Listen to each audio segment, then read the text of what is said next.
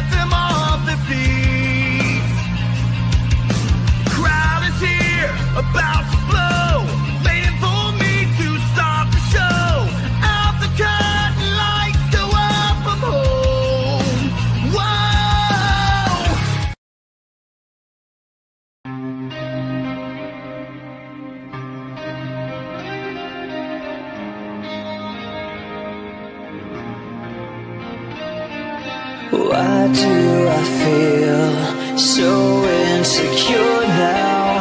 Just wanna taste of forever. I find myself not being myself now. How do I show you forever?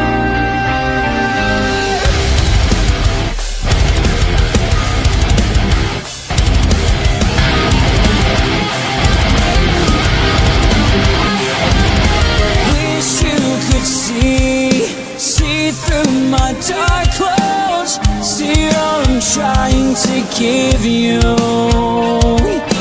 Come hide away from the world that is calling.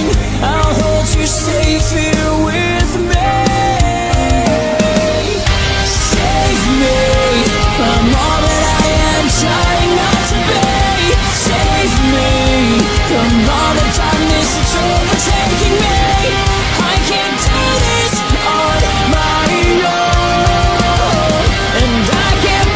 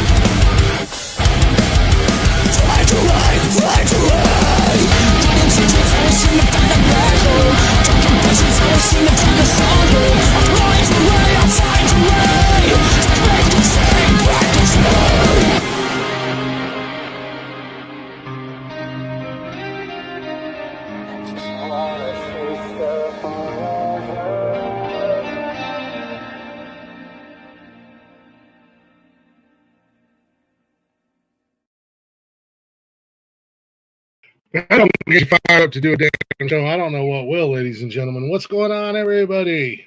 It's Tuesday.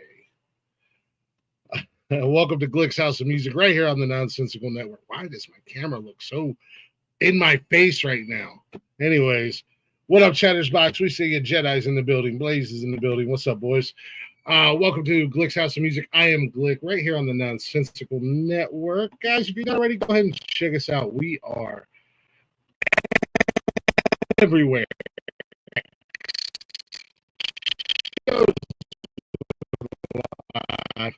Monday through Sunday. Let me get the right. There we go. Sunday through Monday, Monday through Sunday on YouTube, Facebook, and Twitch. And don't forget, you can listen anytime, any place, wherever you listen to podcasts at any of those podcasting platforms. We're on so many of them. I don't even know half of them, but we're there. You guys can listen to us anytime. We do appreciate you guys listening and hanging out as always. And you can find us all at the Nonsensical Network, or go to bio.link/Nonsensical Network. Kind of lost my train of thought. Sorry, guys. I'm still rocking out in my head. It happens. Bio.link/Nonsensical Network. Don't forget, while you're there, not only give us a follow, but check out Beauty and the Beard Creative Corner. You can get all your nonsensical swag, like the hoodie, yes. Glick's House of Music hoodie, or whatever nonsensical swag you want to get. You can get that. Nikki will get you guys taken care of. She's on Facebook and Instagram. So check her out. Give her some love. And let her know if you need something. You don't even have to get nonsensical stuff. You can get anything, actually. You can get a Michael Myers cow on a hoodie if that's what tickles your fancy. Whatever. You just let her know. She'll take care of you. Beauty and the Beard Creative Corner. Again, Facebook and Instagram. I really do feel like my camera is just way up in my grill right now. Anywho, enough of that. Let's get down to business. We're here. We got two kick-ass guys hanging out tonight. Lift the Curse from Texas. We're going to find out where they're at in Texas. Obviously, they made that kick-ass song. That is their brand new song, Save Me. We got Ryan and John. What's going on, fellas? Welcome, welcome. Hey, Glick. How's it What's going, up, Glick? Thanks for having us, man. Unfortunately, Ryan is on the run to Mexico, apparently. True. He's skipping time. He'll be back, though. Yeah. No, hey, thanks for coming up tonight, guys. I do appreciate it. I've been listening to your guys' music like crazy lately. I stumbled across you guys like I do everybody. Sorry to the listeners. I know I sound like a broken record. But it is what it is. I like to, like most of us do, we mindlessly scroll some form of social media. Mine happens to be Instagram. Our algorithm is a lot of music. There's a lot of musicians on our algorithm, mainly because of this show. And a lot of times I'll be scrolling and I'll just catch a voice, or I'll catch a guitar riff or something, and then I gotta do that frantic scroll back and hope the page doesn't refresh to find out what I'm looking for. Oh yeah. And that's how it was for you guys. Then I went and checked out your Instagram page. I was like, oh, they got a YouTube channel. Let me go see what's going on. YouTube did not disappoint, man. Holy smokes, you guys have got a lot of music. So I started listening to it, and I was like, damn, these guys freaking kick ass. I want to see if I can get them on the show to hang out with them. And I was telling the guys backstage, I was like, I knew they're going to be fun just based off of the chat we've been having the last couple of weeks. They've got a lot of energy. You can tell in their songs and their music videos. But yeah, so definitely thank you guys for coming up here. You guys, the last few days have been in my ears at the gym. You guys make some killer gym music, man. That's the goal. Yeah. Awesome. Love that. Yeah, I'm just completely zoned out and just jamming away, doing my thing. I told you guys yesterday I picked up my son, which you guys got to see him backstage talking shit for no reason other than the fact that that's what he does. He jumped in the car yesterday and I was listening to your music. Who's this, Dad? Told him. We listened to a couple more minutes. He's like, these guys are awesome. And then they're on my show tomorrow night. No, they're not. Yeah. He's like, so yeah, that's the other cool thing about doing this show, man, is that my kids get introduced to good music, because I'm sorry, the quality of music that's out there today is not very good. So shout out to artists like you guys and like you guys for making kick-ass music, actual music, real music, because that crap that's made on a computer in a studio with 70 people just is not good. But which part of Texas you guys from? So I'm from Gatesville, Texas, which is a small town just west of Waco. And John and I live about an hour and a half away from each other. He's down in Austin. How's that dynamic? Do you guys struggle to get together and do things, or it seems like you guys are always busy? Man, it's crazy. We've even like pre-COVID, we kind of had like the internet sharing thing down. Especially for like songwriting. We toss ideas back and forth over the internet. We use the same software, so Google Drive. They're big files, but we can share that kind of stuff and do that. And we're always talking on the phone. I mean, John and I, we talk. I don't talk to anybody else on this planet more than I talk to that guy right there. So that helps a lot too. And then, yeah, I mean, an hour and a half, in Texas, that's not that far of a drive. So I come down a lot and we hang out and we get a lot done in a short amount of time, usually. Hell yeah. How long have you guys been together? How long have you guys been making music together? Ooh, I think we just hit our 10-year, honestly. So Lift the Curse is about to be 3 years old, but we were in another band together for 8+, and then even another one before that. So I think in all 10-ish years, I think 2014, 2015, something like that. But yeah, to Ryan's point, man, we just started writing and recording remotely just because we lived far away. We're like, fuck, we're not gonna let that stop us. Yeah. Writing and doing all the things. So we did that pre-COVID. So when COVID happened, we just kept writing and recording even more. And now it's just the way we do it. Like, yeah, would we like to record in the same room? Fuck yeah, but is it realistic? Not really. So it's been awesome. So when we do get together, it's to shoot music videos or play shows and stuff like that. So we just are hyper productive with the time we do have together. But we've just gotten really good at being remote. Yeah. You doing stuff together for 10 years. You guys probably know each other pretty well and probably get on the same page and think a lot alike. I mean, we got the network here, and we got guys. We usually get together and try to do shows together. We got one guy in Cancun. I'm in Ohio. Oh wow. We got a guy in Kentucky, Indiana, and then we got a little community of guys that we hang out with that are just all over the country and stuff like that. They'll randomly pop in on different shows. So you gotta love the internet, man. You gotta love modern technology. Gotta embrace it. Yeah. Glick, where are you at in Ohio? I'm in Central Ohio. I'm over by Columbus. Oh, I was just gonna say Columbus. I've been there a couple times for work. It seems like an awesome town. There's a lot to do. There's definitely no shortage of things to do. That's for sure. Yeah. And I will say, I know Ohio is not really like on the map for music, but shout out to Columbus. They've got and in Cincinnati, even Cleveland. Those are our three big cities. They've got pretty good music scene. But Columbus, I work downtown Columbus, and just within, a 3-mile radius, there's probably 6 music venues. Oh hell yeah! Oh nice. So they and then there's so many more. The little bars that have their music, quote unquote, music venues and stuff like that. So there's a lot of music in the area, and I love it. And they bring so many different acts. Now I haven't got to get out as much as I would like to hear music. But I heard the local music. I always have been. I think artists like that, it's just something special about them, man. When they're doing what they're doing. So it was kind of the idea of this show in general, was to spotlight, you guys and other artists like you guys, no matter, if you're 2 followers on social media and you're playing a little podunk bar in the middle of South Dakota somewhere, if you're making good music, man, let me bring up and let's share your music. You guys are probably one of the bigger acts that I've had on here. I've been on, just based off of social media presence and stuff like that, and I've seen you guys got a show coming up in what? Week from today, actually. Yeah. Next Tuesday. Nice. Yeah, so we got we got a kind of a main spot we play here in town in Austin. It's called Come and Take It Live. It's awesome venue, even better people that work there. But are you familiar with the Browning, Glick? You ever heard of the Browning? Metal I've band? heard of it. I see. I got a buddy of mine that works at the TSA, and he's out there in Austin, and he's like, dude, you got to get out here. You would love the music scene. So I think he might have mentioned the Browning to me before.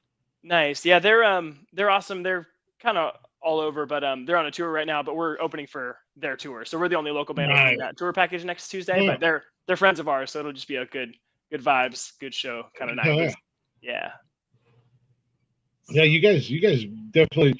Do you guys enjoy doing like the smaller, like, well, I don't want to say smaller and sound like I'm discrediting anything, or you know, like that, like a show like that, or do you guys like to do like music festivals and stuff where there's just like 3 days of just craziness? Yeah, Ryan, I'll let you take that one. Yeah, that's a great question. Well, man, so I feel like any show is a great show. You know, John and I always kid like we could play for bartenders and we'd be totally fine with that. You know, as long as we get to play music, we're pretty happy in that regard.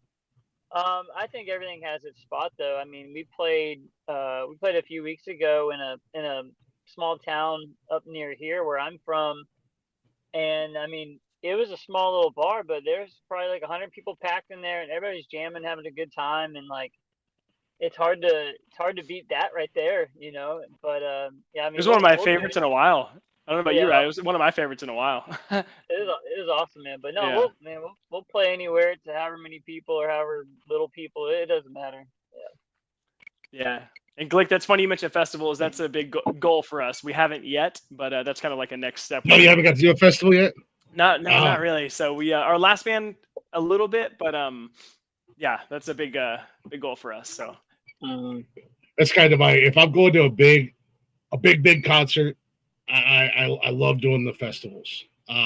Just because like screw it, I'm gonna buy the 4-day pass. I'm gonna see like 50 bands. I usually wind up, you know, like you got the main bands that you want to go see. Yeah. I usually wind up on the quote unquote side stage, you know, the you know, with the smaller bands and checking it. And those guys are really cool because the cool thing about it, and that kind of roundabout way to ask you guys the same thing.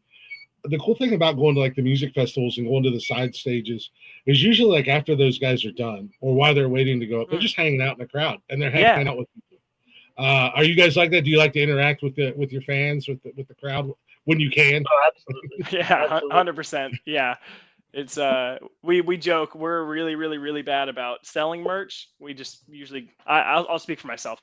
I give away merch because we just end up talking to people and we're like, hey, take a shirt. And I like to tell a friend about Lift the Curse. Santa Claus year round. Nice. Hey, so, that's not always a bad thing, you know. No, man. Just for where we're at, man, we're just fans too, you know. Yeah. Yeah. That's awesome. But you know, I like that. That's the other thing, you know, going to a quote unquote local shows. 9 times out of 10, they're going to come up to the bar, and then you're going to get to hang out with them, man. And I've met some really cool guys in the area. Years past, and even way years back in the day, long time ago, when I used to bounce in clubs and stuff like that. It was always fun when they would bring musicians in, and then they were just like, they would get done, and you'd have the ones that would come in, do their show, and go back to their bus. But then you'd have the ones that would just kind of just linger into the crowd and become part of the crowd, and they wanted to hear the other bands, or they wanted to hang out with the crowd or whatever. And I always thought that was kind of cool, you know, when musicians do that. I can totally see you guys hang. Okay. We had a good one. I think show before last, we opened for Drowning Pool, and their guitar player, who he's the only one I for sure recognize. I'm like, oh fuck, he's been in the band since the beginning. He was super nice to us, and he was just like watching our sound check and like, you know, gave us some kudos. But like, you know, people like that have no idea how much it actually means for them to just give a shit, you know? Yeah. You're right. Yeah. So. No, that's cool. It always, that's kind of like, you know, there's been some bigger podcasts I listen to and I follow And every once in a while, they'll randomly send a message. Hey, man, caught the last episode. Good job. Oh, Or nice. hey, can I give you some advice? Can I give? Yeah, like absolutely. I'm here for the advice. Like, Yeah. if I, if it's going to improve, man, I love that stuff. You guys, Lift the Curse. I'm always curious about band names and where they come from and the meaning behind them, kind of, sort of. Where did you guys get it? Because it's a cool ass name. It's one of those names that, thanks, like, man. I was talking with another guest about this. It's one of those names where it's like, who are you going to see tonight? Oh, I'm going to go see da da da da and Lift the Curse. And then they're like, well, I don't know if I've heard of those guys, but they sound fucking badass. I get a ticket too. Like, yeah, man, let's go.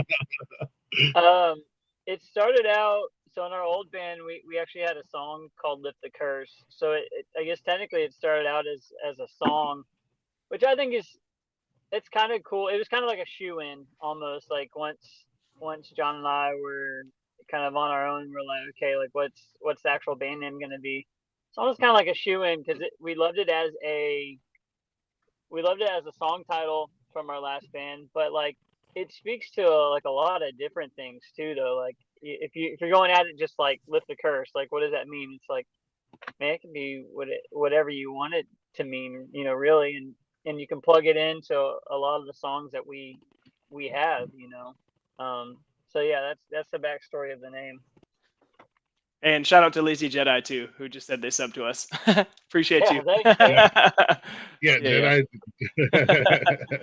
Jedi checked you guys out. Oh yeah. Real quick, speaking of that, let everybody know where they can find you guys at. Oh yeah. On all the socials and whatnot. Yep, literally everywhere. Just search Lift the Curse. Our Instagram handle is Lift the Curse Music. I think YouTube might be as well, but if you just search YouTube, even to the old Google machine, you'll find all of it. But yeah, Apple, Spotify, wherever you listen, even some of the other more obscure streaming platforms where you're on there. But yeah, our primary, you'll see us posting the most on Instagram, Facebook, YouTube, all that. So. Super easy to find. And if you have a hard time following them and you're following us already, I've tagged them and everything. So it makes it even easier. Now, I do gotta say, the first, you guys you're promoting the hell out of Save Me right now. Again, kick-ass song. And as being a new fan, listen to the song all the way through for the first time. When you guys hit that breakdown and that damn monster came out. I got it. I call it the Cookie Monster roar. Yes. I just did not expect that sound to come out. Yeah. Do you guys get that a lot where you guys come up on stage and you start to play and stuff like that, where you kind of shock people or people told you like, holy shit, where did that come from? That's happened a couple of times, I think, over the years. Yeah, I mean, my primary thing since I've been a vocalist has pretty much always been singing, but I've got a deep love in my heart for screaming vocals or, anything like that. And so it's kind of, and I tell John this all the time, I work on both. I work on both singing and screaming, but I've always felt like my screaming, like, wasn't good enough to be like on an album or on a song. And it's like, well, man, at one point, I probably thought that about my singing too. So keep trying it, keep going. It's, it's just like anything else in life. Keep going for it. So, and I've always loved other vocalists that have the ability to go from, like, especially live, go from singing to screaming and then back to singing. Like I love that dynamic, and it, and so that's kind of like my inspiration for that. But yeah, a couple of people over the years have been like, well, you're a pretty small guy for that little roar you got there. It's definitely not a little roar by no means, my friend. Yeah. I got to say, I had earbuds in it. I'm listening to the song, and I was like, oh, where the hell did that come from? That's awesome. It kind of took me back. I was like, yeah, no, it's awesome. It is unexpected. You see it, and it's like, oh, cool, you know, they're rocking out, doing their thing, making, and then that just like I said, you unleash that monster, and it's totally unexpected. But man, it sounds fucking badass, dude. It's killer. So don't ever second guess your roar, man. Keep going. Appreciate it. Hell yeah. No, It's so funny too, Glick. I feel like a lot of people ask, like, "Oh, what style are you?" And I always like to let people decide, let us know what they think we sound like. It's like the ear of the beholder. But, like, I always say we're rock with metal tendencies, but it depends what you listen to, right? Like, if people don't listen to anything remotely heavy, they're like, "Oh, they're for sure metal band." But yeah, I kind of like the ambiguity. But me personally, I listen to a lot of like Swedish metal, like Ryan. I like tons of dirty, screaming vocals and stuff. So to me, we're like, we're more rock, but with some metal sprinkled in. But again, we don't really care as long as people dig it. But you got a nice little even, you keep it, you do it, you sprinkle it in, you throw it in, whatever you want to do. I'm the type of guy, I listen to all genres of music. It seems like my go-to is country and rock. It seems to be where I gravitate most to. So it's a nice mixture for me when awesome. I listen to your guys' music. I've dabbled in the world of like the Swedish metal and some of the deathcore metal and stuff like that. And it depends on my mood. It really does. But there are some pretty cool heavy metal, death metal bands out there from around the world. So it's just, I think you guys are a nice mixture at the end of the day.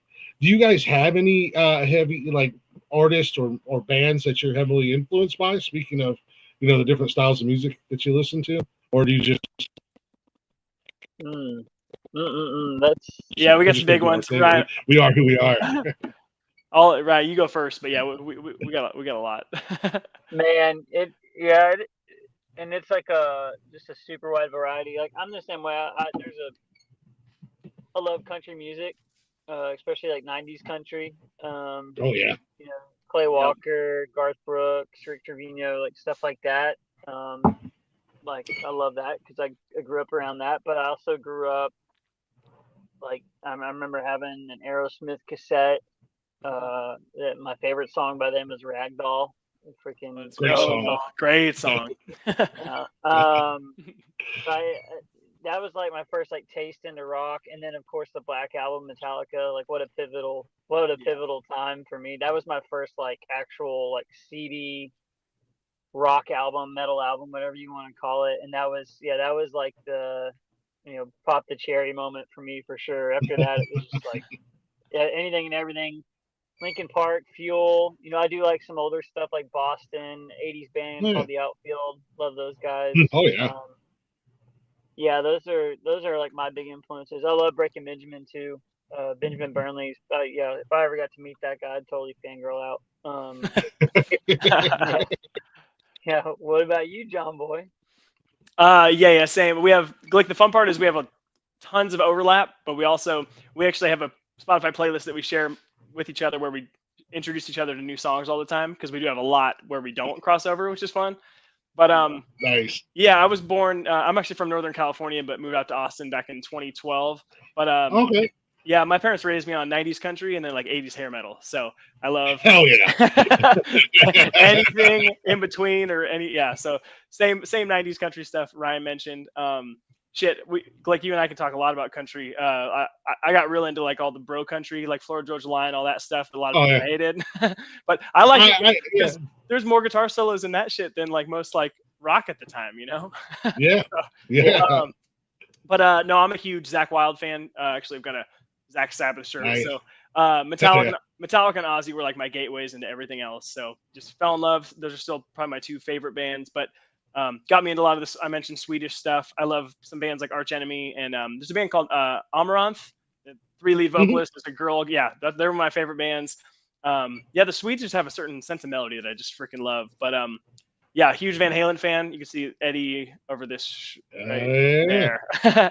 Anything like that. All the bands Ryan mentioned too. But for me, like all starts and ends with Zakk Wylde and Metallica for sure. Nice. So, Ryan, you mentioned the name, and I don't think a lot of people remember or know, and I'm a huge fan. I love Rich Trevino. I was actually listening to him a couple weeks ago. My kids were like, "Who is this?" Yeah. Like, yeah. So I was a big fan, and every once in a while I like to go down that little road. But I gotta ask you, John. You said you're a Van Halen guy. Yes. You got Eddie back there. You got Eddie back there on the wall. Are you a Van Halen or a Van Halen? I knew that was coming. I'm always ready for this question. I actually am more of a Van Hagar fan. I just loved 5150 is like my favorite album, one of my favorite albums of all time. Yeah. So I love Sammy Hagar. Like, he is one of my favorite artists. I think it's still so cool that he's still singing his ass off at 76, 77, however old he is. It just seems like the coolest guy. Like, I would love to just hang out and have some tequila with Sammy Hagar. That's a life goal. But I do think I love all the David Lee Roth stuff too. Like Van Halen 1, obviously, like it's unmatched in terms of the like importance in rock history, I feel like. So I get both, like they both have their place, I would say. But if I had to pick, gun to my head, I'm a Hagar guy. No, I agree. You know, I think Sammy, better vocalist, better singer. Yep. And David Lee Roth, man, the ultimate showman. Oh, I mean, don't get me wrong, he can sing. He Yeah. can sing, but man, it's the show. You want a guy, you want to watch the show. You got to see David because it is wild to see him, you know, out there in age still trying to do it and whatnot. But hey, no, I give credit on both sides of the fence. You know, I'm not one of those guys that's like it's one or the other, you know. But it's like you gotta listen. I mean, at the end of the day, we all listen to Van Halen for one reason, and that's it. Exactly. Exactly. We want to hear Eddie shred. You know? Yeah, seriously. Ryan, Rick Trevino, you've met him multiple times, right? Didn't you even like work for him one time, kind of? Yeah, that's funny. So, he did a tour. This is back in the '90s, but he did a tour with Leanne Rimes, and I remember being like, I was probably about 5 or 6 years old whenever I met him for the first time, and then. Yeah, I got to meet him a few other times, like in my early 20s, and then just last year actually, I worked for an AV company here in Waco, and one of our clients was like, "Hey, we were doing this concert, we need production," and so I had to run sound for Rick Trevino, and that was a pretty cool full circle moment because I'm like, man. I've been listening to this guy for a hot minute, and then now here I am. I get to actually like mix his vocals and his band and everything. And I mean, we're talking fantastic musicianship. I mean, just incredible vocals. Yeah, it was awesome. Yeah, that would be really cool. You know, especially being if you're a fan and you like their music and whatnot. Things that I love '90s music. You guys are like. Speaking my language, 90s country, 80s hair bands, you know, I love the 80s music. Every once in a while, man, I fall into one of those wormholes of 90s country music. And some of the best sad songs in the world came out of 90s country, man. And I'm not even sad or anything. They're still fun to listen to. Great songs, yeah. I'm that way. Good, right? I've got to run. I apologize. No, you're good, brother. Got to head into work, but you fellas have fun finishing this thing up. Glick, thanks for having me on, man. Absolutely. I told you before, I'll more likely have you guys back up again if you're down for it. We'll definitely have you guys back up just to hang out again. So anytime. Hell yeah. Good night at work, brother. We appreciate you, man. Yeah. Thanks, guys. Bye. Yep. Yeah, man. Like I said, I find myself and Lord knows I can't carry a tune to save my life. But I'll get in my car, man. I'll get down to one of them 80s or 90s countries rabbit holes, and I'll just be belting at the top of my lungs driving down the road, full on performance concert in my car. I'm sure anybody around me probably thinks I'm a lunatic, but I don't care, man. It's good music, man. Yeah. So many good ones, man. Like. Yeah, so many good songs, so many good bands. Like I remember my parents listening to Diamond Rio. Remember that band? Mm-hmm. It's like their harmonies were insane. You know, there's just so many. Alan Jackson, like all those are so freaking good. Yeah, I like to joke around. I like to call it like the country boy bands. Like, dude. like Black Hawk. Yeah, and Yes. like Black Hawk, man, they just had those. Alabama was like the kings of the harmony, and the Eagles. I don't know if you want to really put them in classic rock, country, where you want to kind of all of it, them right? guys, but yeah, but you want to talk about harmonizing together and singing together. Oh my, it's just wow. Knock your damn socks off. Seriously, man. But, so freaking good. Yeah, now I feel like I'm going to wind up in the 90s country wormhole at some point this week. I'm going to be at work wandering. I'm going to be at work wandering the hallways singing 90s country, a little Black Hawk, a little Garth Brooks or something. Dude, it's all so good. It happens, man. What are you going to do? Now I will ruffle some feathers because I know you said you're a big Metallica guy. Yeah. I was up until, and I wasn't a huge Metallica fan, but I liked them up until the Black Album. Right after the Black Album, they kind of sold out and went a little mainstream, for guys who were rock and roll, heavy metal, But I think a lot of that has to do with the fact that I was always more of a Megadeth, Iron Maiden fan over those guys. Dude, yeah, check this out. Check out this koozie. Nice. That's awesome. Yeah, actually, ironically, Ryan's cousin, who's a great friend of mine too, he and I went and saw Iron Maiden here in Austin a couple years ago, and he bought me that koozie. So that's one show that's on my bucket list. I don't think I'll ever get to see. Is Maiden. You haven't seen it yet? Time is running out. No, not yet. Oh man, I got lucky. We grew up in Northern California. Ozfest was a big thing, like 04, 05. Mm-hmm. So I saw him for the first time at one of those. And then I think I've seen him 2 other times, but the one here a couple years ago, dude, they switched like entire backdrop sets, like every few songs. Like it was remarkable to see like the amount of production that went into it. And like there was like this huge fucking airplane hanging down for Aces High, like just nice showmanship to another level. It was. I hope you get to see him. It was really awesome. Yeah, given the opportunity, I think my well, how I say that, I think time's running out on the opportunities for me to get to see him. I have been to Ozfest a couple times, so nice. Got to see Sabbath when they reunited. Yeah, me too. Yeah, which was awesome. I will also say I was at Ozfest. We used to have an amphitheater here in Columbus, and Ozzy didn't perform. Oh no! He canceled like literally like a half hour before he was supposed to come on stage, and they were gonna burn that damn amphitheater to the ground. People started, dude, they lost their mind. I'm like, we've been here all day and seen so many great bands. Yeah, and then he came back the very next year, and I think the very next year was with Sabbath, and oh my god, that was awesome. That was like. Always, and I'd already seen Ozzy once before. Didn't get to see him the second year, and then when they announced that Sabbath was with him, I was like, never thought I'd see this happen. But I'm buying my ticket the day they went on sale. Guns N' Roses was a band like that. I love Guns N' Roses. Oh yeah. And I thought I would never see them perform live. I moved back to Ohio from South Carolina. I'd only been home like a month or two.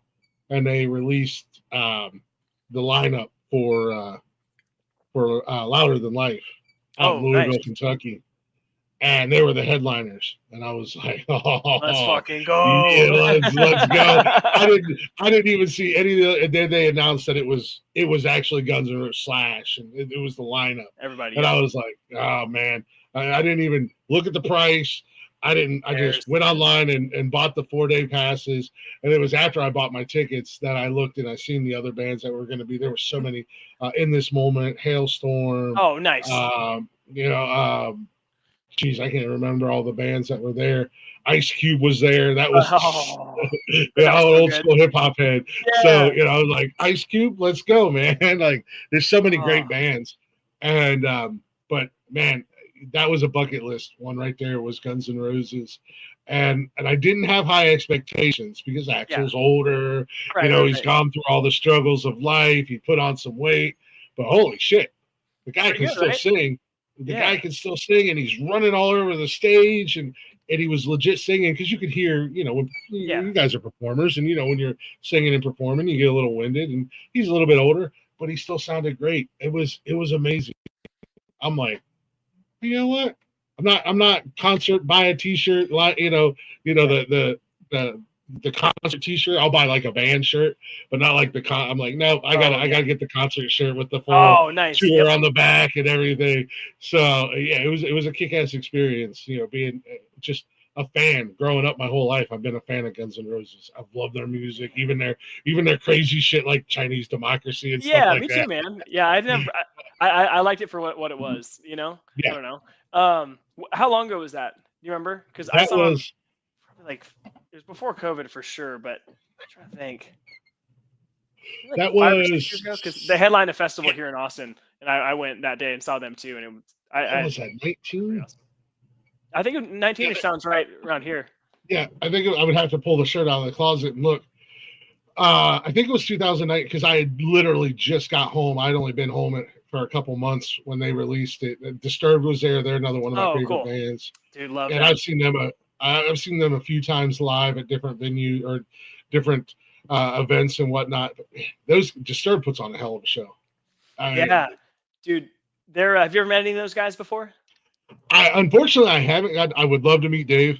Yeah, of course. I would love to. You want to talk about a fangirl moment? I've been following Disturbed since their first album dropped, and seen them in concert a couple different times. And when they were at Louder Than Life, I never in a million years thought I would go to a rock show and a lead singer would bring 40,000 people to straight tears. Yeah, because he did their song "The Reason." Oh, sure, yeah. And he broke down where that song came from and what happened and everything like that. Yeah. And then started singing it, and he started singing it just straight up vocals, no instruments in the background, and there was not a dry eye at this venue. And then the music kicked in, and he's such a phenomenal singer, and the things he can do with his voice is so insane to me. So they're one of those bands that any opportunity I get, I want to go see them. Yeah, they're one of those. They're one of those dream gets for this show. Is like one day I want to be big enough to where I can sit down with Disturbed. Oh, for sure, man. Yeah, their bass player. He ran a smaller music school here in Austin. I think he still lives here, but I've met him a couple times. Really nice guy, really nice guy. Yeah, man, I remember running into him when he owned that music school, and then he was cool then, and then kind of have a friend of a friend now, and just really always nice, very welcoming guy. And he'll still go to local shows every once in a while. So it's just kind of cool to see that for someone in a band that big, Yeah, it's funny because every time you see different interviews with the guys, or you see just backstage, they seem like legit good guys, like nice guys. Yeah. Like they would be pretty cool. What's going on, Miss Krista? How you doing, girl? Have you guys obviously you're opening up for Browning, you've opened up for other bands. I know you got I've seen on Instagram you guys are doing in April. You're opening for what is it? I was going to mention this. You'll probably like this one. Yeah, we're opening for Red and Adelita's Way. If you're and I do know both. Yeah, I've heard both. I am a fan of Adelita's Way. I like them. And I've heard Red before. I've listened. They pop up a lot on my playlist. Oh, for sure. That says anything about my, I'll pick a band, and like when I go to the gym or whatever, I'll pick a band, and then I'll just click the playlist button on YouTube Music, and it'll play other artists like them. So Red pops up a lot on my playlist when I'm at the gym. So that's got it. I mean, have you guys done a lot of that where you've opened up for a lot of the bigger acts and stuff like that? When they come through town, or have you got the chance to travel? So also we haven't traveled much. It's mostly that one of the main places here, Come and Take It Live in Austin. We're just friends with the folks that run the place. So if a show like that comes through, we see it on the calendar. I always hit them up, be like, "Hey, are they taking locals on that show?" Sometimes they are, sometimes they're not. And then if they are, usually we can squeak in there. But yeah, that's kind of the primary. In our last band, there was a venue in Killeen, which is kind of closer to where Ryan lives. This one summer, they had this big ass stage they would bring out every couple weeks. We got to open for Fuel out there, which was fun, and then we opened for Hinder in the same summer. which was actually the Fuel one was cool. It was Fuel, and then you remember Marcy Playground? Oh hell yeah! The Sex and Candy song. Yeah. Sex and Candy. It was we opened for both of them that day, which was cool. So kind of random ones like that, but all here in Texas. But yeah, man, we'd love to get out. Again, the festival thing is like definitely a big goal for us, small or large. Yeah. I was gonna tell you, currently I have tickets. I think I'm gonna have to sell them because of something else that popped up. But I currently have tickets to Sonic Temple, which is in Columbus. I was gonna say, yeah. Yeah. If you don't wind up selling them and you get out this way, hit me up, man. We'll grab a drink or something. Yeah. I don't know if you drink or not, but I do. Yeah. Yeah. Okay. Yeah.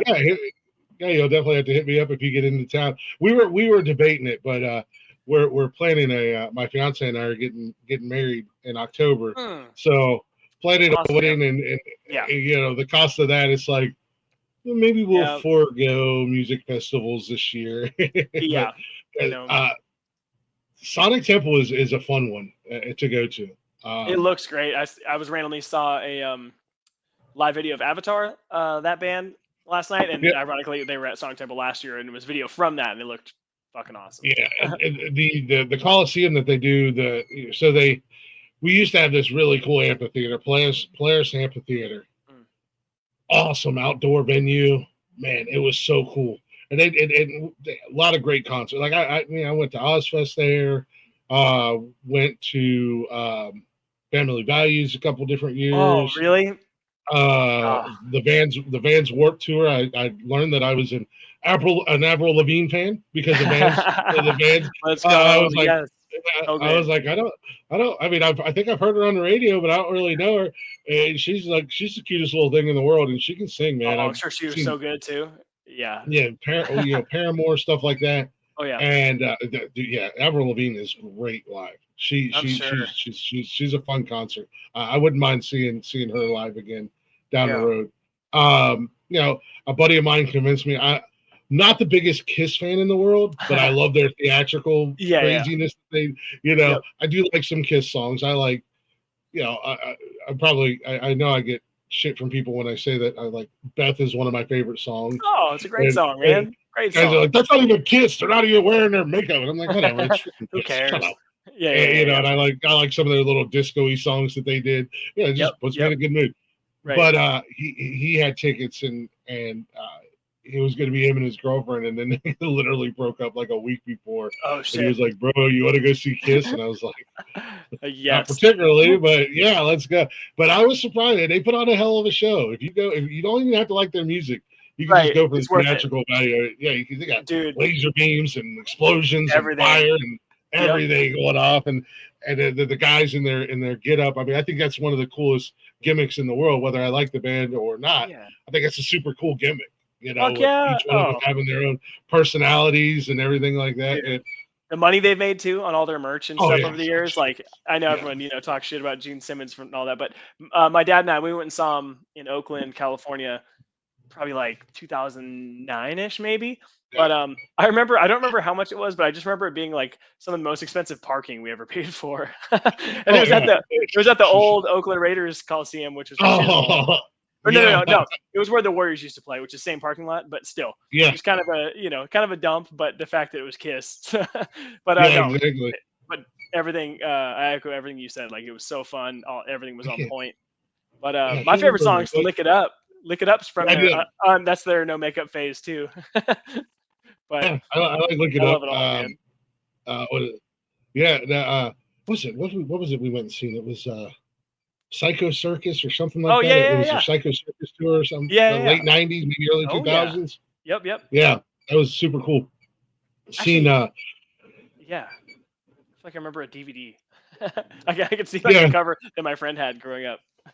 Yeah, like a lot of cool concerts and events there. Excuse me. Brooks and Dunn came through with their neon lights and Cowboy Circus, and like Cletus T. Judd was the MC and stuff like that. Lots of cool shows. Well, then they decided to put a housing development right behind it. RIP cool venue. Yeah. So then we have a professional soccer team, the Columbus Crew. Oh. Nice. So they started to move a lot of like their country fest and stuff like that to the stadium. Well, the Columbus Crew just got several years back. They got a brand new, just big, massive, beautiful stadium. I guess that's what happens when you win multiple MS or MLS championships. You get money to build this nice new indoor stadium or whatever. So they turned the old Crew Stadium into our new concert venue and Sonic Temple. Back in the day, it used to be, what was it, Rock on the Range. Wait, is it the same thing? Yeah, same thing. Oh, they just dude, I've seen so many live videos from Rock on the Range. I didn't know it was the same thing. Yeah, nice. Same thing. Cool. They just changed the name, but went to Rock on the Range. It's actually a really the soccer stadium is actually a really cool venue for the 3-day music festival they do, because they put the stage and whatnot and one end of the field, and then they just open up the yard. They have that's cool. Seating and everything down in the grass, and then you got all the stadium seating and everything like that. So it's a cool venue. Went to Country Jam out there a couple times. Nice. It's definitely a fun event. So if you get the opportunity, if you do get to go, you won't be disappointed. I know they got a really good lineup this year too, music wise. So. Dude, it's great. Have I done the 3? Maybe I've only done. There's a festival here in Austin called ACL. It's a 3-day thing. I've done that the 3 days one time. But this one's a 4-day. I don't know if Sonic Temple's usually 4s, but it's Thursday, Friday, Saturday, Sunday, which is aggressive. Yep. But so many bands I love. Yeah, it's worth it. Louder Than Life is 4 days. That's out in Louisville, Kentucky. Louisville, okay. And then we have just up the road from me in Mansfield that we have every year, and I always say it wrong, and my fiance usually yells at me. It's what is it? Incarnation. Incarceration. Incarceration. Yeah. Incarceration. Which funny, if we can't go to Sonic Temple, my girlfriend and I were eyeing that one, because that one it's a lot of similar bands, but a lot of bands we love. So yeah. We'll see. Well, like I said, if you make it to Ohio, both of them are about the same distance from me. Yeah, actually, sorry, where is Incarceration? I don't think I even got that far. It's up in Mansfield, Ohio. It's in it's at the so have you ever seen Shawshank Redemption? Yeah. That the prison that they filmed that in is the Mansfield Reformatory. Oh, sick. That's where it is. Yeah. That's where it's at. That's awesome. So cool. So it's a historic prison. It's a really cool prison. I think it was Ohio's first quote unquote prison. But it's really cool. It's a really cool prison. The building is kind of old school Gothic type architectural, and then throughout the year they do tours. They do haunted tours. They do Halloween time. They do a haunted house there. Nice. You'll have to look up videos from their haunted house. There's this chick that works there. She's the warden's wife, and she's incredible. She's got this fucking howl screech thing that she's famous for on social media. But she's got this whole insane get up, because there's a story the way back when the warden's wife either committed suicide or accidentally she was in the warden's the warden had a house in the building. She was getting something out of the copper closet, his gun fell down, boom, shot her in the head. Oh no. But her ghost supposedly haunts the building now. So that's the character that she plays during the haunted house season. And she does this screech howl thing, man. It's intense. But Disturbed shot one of their early videos. I can't remember which song it was. Nice. There at Mansfield. So I haven't been to that one yet, but that is one that I want to go to, because I want to go see some kick-ass bands and get some ink. Yeah. I've always heard of that one, but it looks like it's in July this year, I think. I think it is. Where do people fly in for that?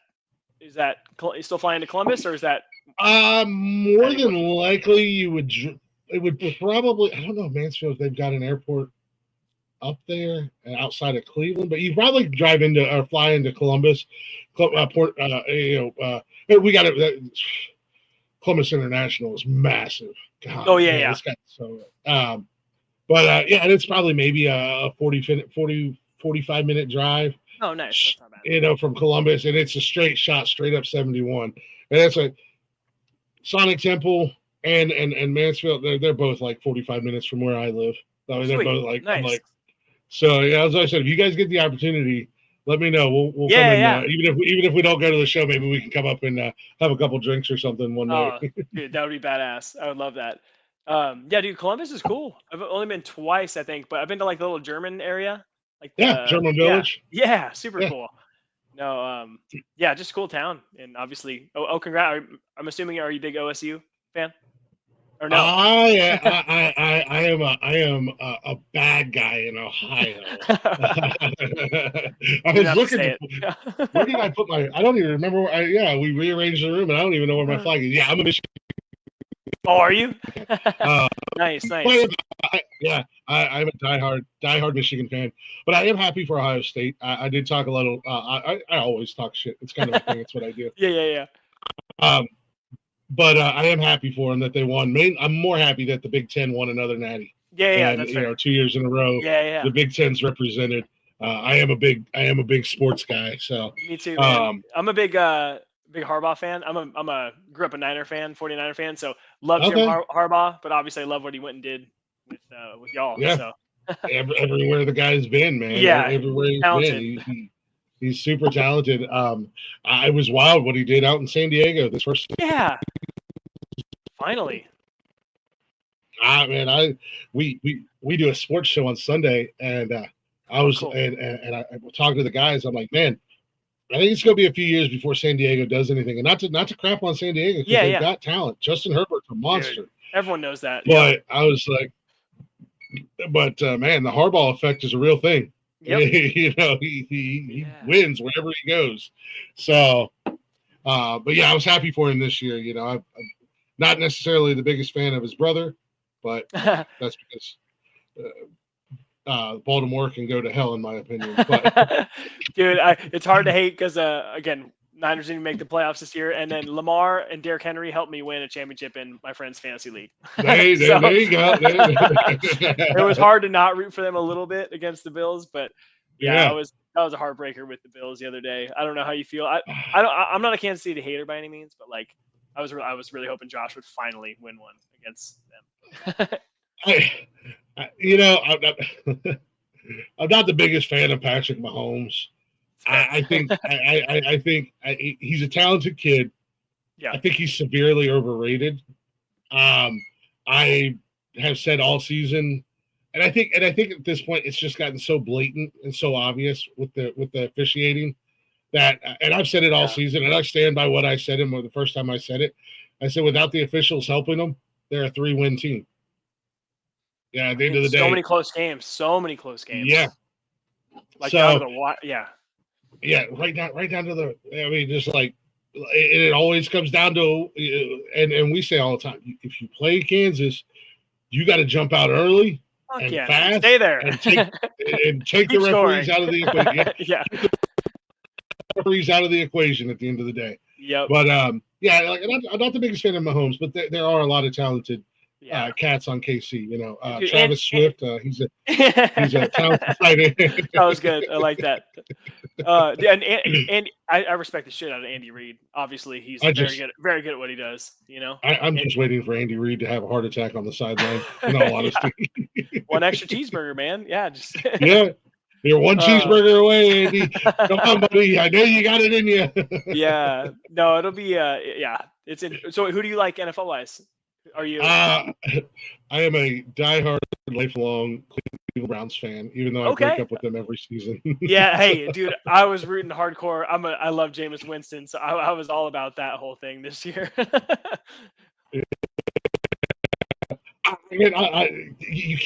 cat is hard to hate. Jameis is hard to hate, man. So you can get mad at him for throwing interceptions. Yeah. He gets mad at himself. The dude's a character. He's a character. He's entertaining, and he's hard not to like at the end of the day. And he throws a shit ton of yards. He throws picks, but he does chuck that thing. Receivers seem to like it. They get involved. I don't know. Yeah. Yeah, go ahead, buddy. No, he had that one game. The first time he got to play in the snow. Thursday night game. That was awesome. Was that against the Steelers? That was the Steelers. Yeah. And then after the game, him up there with Fitzmagic and the crew getting down making snow angels and having a snowball fight. He's a lovable guy, man. But you can't help but like him and root for him. Part of me wanted to be mad at him when he's throwing 7 picks and 3 pick sixes in a game, but it's like, dude, I can't even be mad at you. Like, I really can't be mad at you, bro. For real. No, man, hey, I was pumped for y'all with Flacco last year too. Getting Flacco off the couch. Yeah. Like, I've been, I got a soft spot for the Cleveland Browns too. So yeah, if we could just figure out a way to get rid of Deshaun Watson, dude. man. Oh, yeah. That was such a heartbreaking move. I'm such a big Baker Mayfield fan. I still am. He's crushing it, doing his Oh, thing. dude, he's killing it. And Nick Chubb, I feel really bad for Nick Chubb. He got hurt again, right? Yeah, he got hurt again. Man, he's so good. Late in the season. So, I have, depending upon what happens in the quarterback situation, I have somewhat high hopes for next year. We got the talent there, man. We got the talent there. Stefanski. Is it Stefanski, right, coach? Yeah, I like him.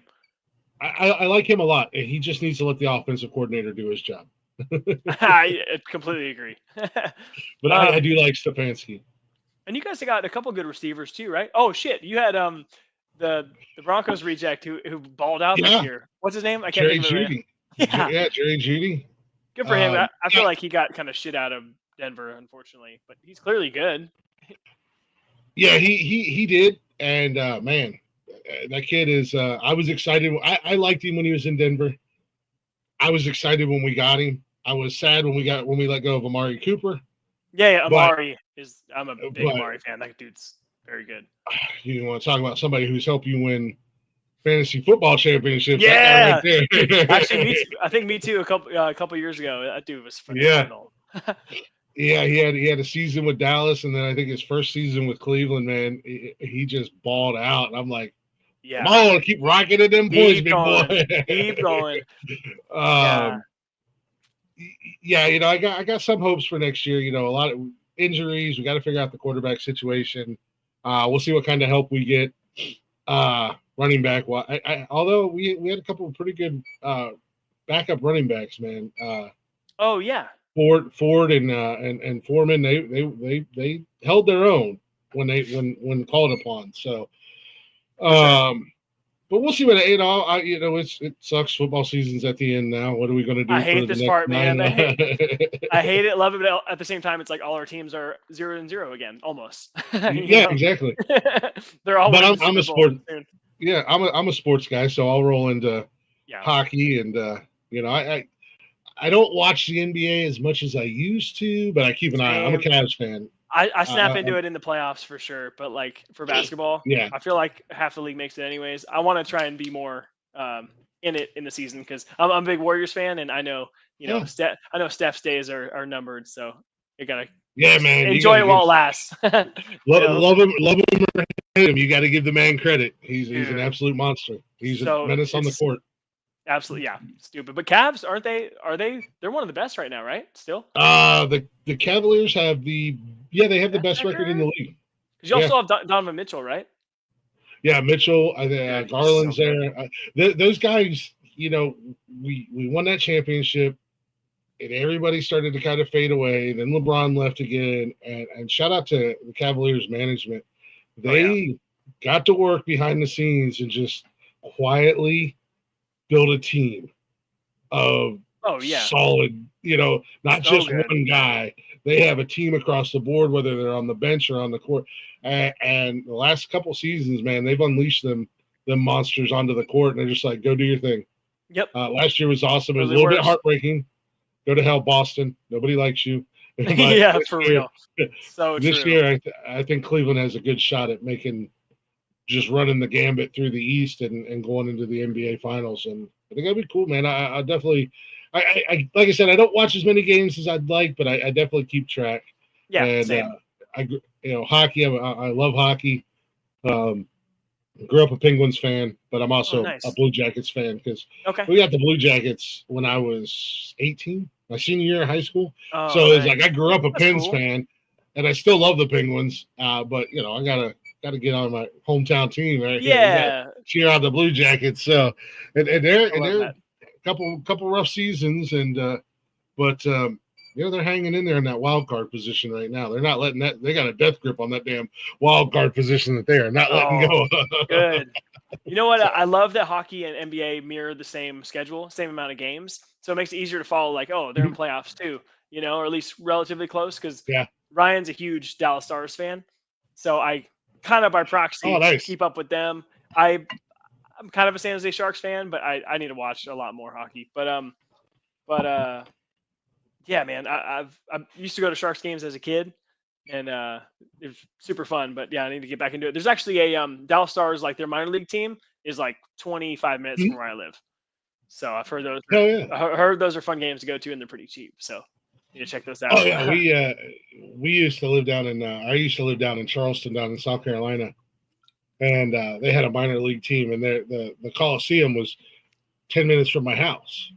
Oh, nice. And I was like, yeah, you could get tickets on the glass for like next to nothing. Hell yeah. And they had a good minor league team. Like they were in the EHL. So I think when we were down there, I think they won the Kelly Cup like 3 or 4 years in the 10 years that I lived in South Carolina, which was Nice. cool because going to the game. I love going to hockey when the Blue Jackets, the first couple seasons that the Blue Jackets were here as an expansion team.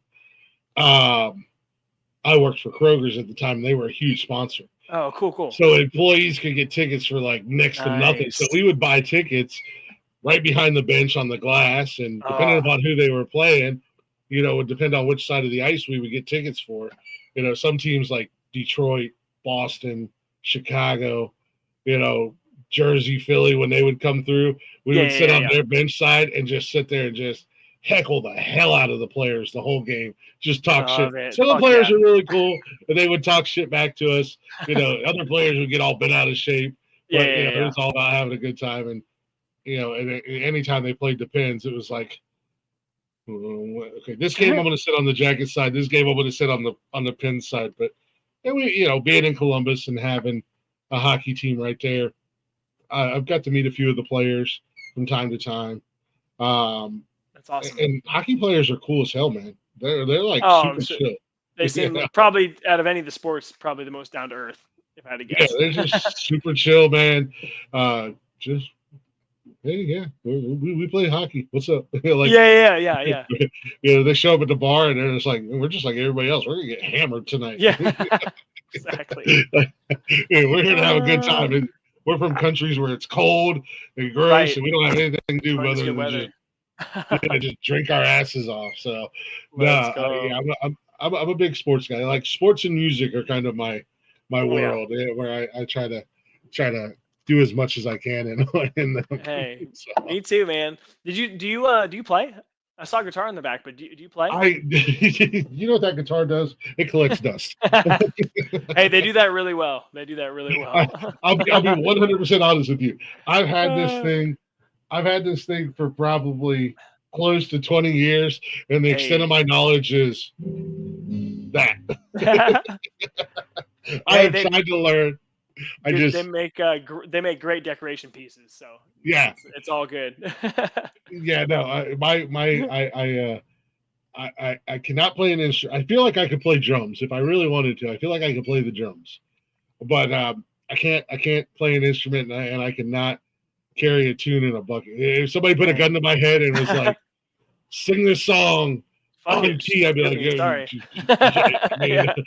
I'll sing the song, but hey, I guess it's good. For guitar, man, I always say, I do believe this. I always say to people, it's never too late to learn, but it does take time and patience, which are two of the things that are hard to come by, obviously. Yeah, I got patience. I just I'm a little short on time. I would love to one day learn. Like this is just I don't know, man. Just some chords, man. I can teach you 3 chords. And you can play 90% of the country tunes out there. You choose that. Do you know what a capo is? That's that little little thing, guy. Yeah. So all you need are those 2-3 chords, and you move that little motherfucker up and down, and then you can play almost any song because it changes the pitch of it. We got the internet. We got all kinds of fun tools. Maybe I'll hit you up for some guitar lessons down the road. Anytime, man. I just picked this up, like I said, about 20 years ago. I was like, yeah, I think I'm gonna learn to play guitar. It's a cheap guitar. I think I bought it at Target. I think it might be like a nice like an Adam Levine guitar or something like that. Let's go. But it was like, and I started to learn, and then I just got too busy with other things, and life happened, and kids, and everything else, and Yeah. and it's just kind of, sometimes it holds hats, sometimes it holds shirts, sometimes He has many talents. collects. Yeah, does way more than I can do. So Yeah. I don't know what I'm right now. It's just kind of in limbo. I don't know where it's going to go. We just, like I said, we rearranged the bedroom, so I got to find a new home for it. I just don't know where to put it. Dude, I highly recommend the wall hangers. I'm a big wall hanger guy. Yeah. Just in this room alone, I think I've got 11-ish. Wow. Yeah, they're all over the place. But the wall stuff, it saves a lot of space. So just saying. Yeah. Right. Well, I need more wall space. Like I said, I got. Yeah, it looks I got like belts. I got belts. Dude. Yeah, I'm a champion. Yeah. So obviously you're a big wrestling guy too. I am a huge. Hey, what's going on, Mandy? I am a Sasquatch and a banjo. You can find me in the forest, plucking away, man. Let's go. What's going on, sis? I am a lifelong diehard wrestling fan. Like I said, my son and I we do a show on Saturdays. Cool, man. Oh, every other Saturday. The last couple of years he's starting to really get into wrestling. Nice. So, I'm assuming you guys are as well. I grew up a huge wrestling fan. Yeah, I was definitely big in it was still WCW and WWF at the time. But I think I was Sting 2 different times for Halloween. one with the white paint, one with the red. Nice. I remember my favorites were definitely Sting. I love DDP, Diamond Dallas Page. Huge fan. Yeah. And then just like you, dude. So 5'5", yeah, huge fan. Yeah. And then I was a big DX fan, like X-Pac was randomly. So like, that don't they call that the Attitude Era now? Is that the Attitude Era, man. That 90s, mid to late 90s. Yep. Yeah. So big on all that, and then Stone Cold and Undertaker, probably like my 2 favorites. Mm-hmm. But dude, if you're a beer guy, have you tried Stone Cold's beers? No, but I can't find it. But they're hard to find. I'm about to order it. Yeah, I was just gonna say they're hard to find. But every once in a while I'll be at a random ass like nice convenience store or something, and they have like a cool selection of stuff. I'm like, oh fuck, it's right there. So I've had his IPA multiple times, amazing. And then he's got like a cool lager too. It's from that El Segundo Brewing or whatever, but it's really really good. So hard to find. I imagine being all the way out in Ohio, it might be a little bit harder to find as opposed to maybe being around Texas. Mm-hmm. But it's good stuff. I do want to try it. It's just I might have to break down and order some and have it shipped. But I've been a huge wrestling fan since I'm 43 now. Yeah, my whole life, and like you said, you were a Sting. I was the Ultimate Warrior like 3 years ago. Let's go. Yeah. Dude, that's awesome. Love Sting. Rock and Roll Express. Hell yeah. Yeah. What's Blaze got here? What did I forget about? I know where. Oh, you guys got it down there where you are? There you go. I'll hire you right now, Blaze, because you really just butchered my name. Blaze is one of the guys here on the network. Hell yeah.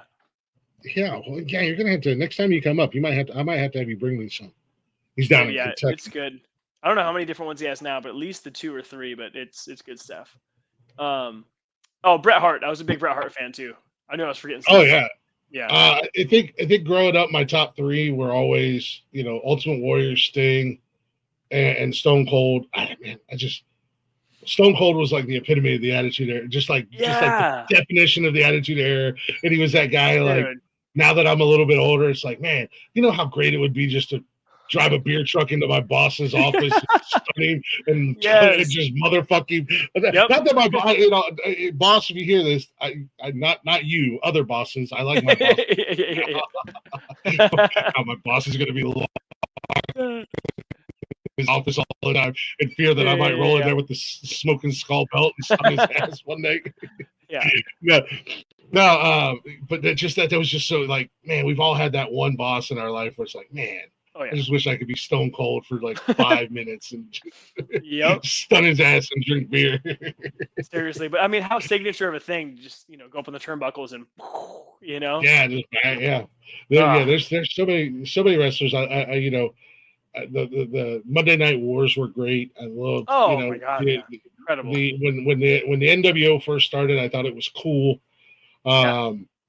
You know, like, and then it just got played out when everybody and their brother. But when they brought in the red and black, the Wolfpack. Cash and I have a mashup that we play all the time. It's CM Punk and the Wolfpack themes smashed together. Cult cool. personality. So it's a pretty dope ass mashup. Nice. But yeah, DX was always great, man. Those guys were Road Dogg, Billy Gunn, and obviously China, and Shawn Michaels was kind of in and out of there, right? Yeah, Shawn Michaels was in and out. Triple H, Road Dogg, Badass Billy Gunn, New Age Outlaws. They were awesome. Dude, I remember I got in trouble in elementary school for wearing a DX shirt, just because on the back of it you could see it say "ass" on Billy Gunn's like shorts. And I remember Yard Duty was like, "Hey, you can't wear that." Yeah, like, how many times you get in trouble? How many times you get in trouble for crotch chopping? And suck it. Suck it. Worth it every time. Worth it every time. Oh yeah, it never failed. I remember doing that in high. We were in high school, and one of us would get up to go like to the restroom or something, and turn around at the door and be like, "Suck it." It was just too easy. That. Yeah, you had to. Too easy. It's just so awesome. There's so many wrestlers. Have you been to a lot of live events? Yeah. So I've taken my kids to. My son's been to one, but we're keeping an eye out for Columbus. I'm gonna take him to one. My girls have been to two. I've been to quite a few. Nice. Years back. Nationwide Arena.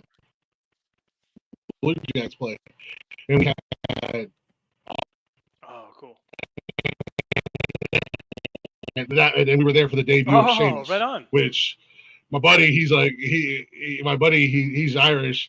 He's like, I don't know who this guy is, but he's Irish, so that's my guy. Naturally. And I was actually just this past Saturday, my son and I were talking about Sheamus, and we were talking about being there at the debut, and I'm like, I've been a Sheamus guy since the first time I seen him.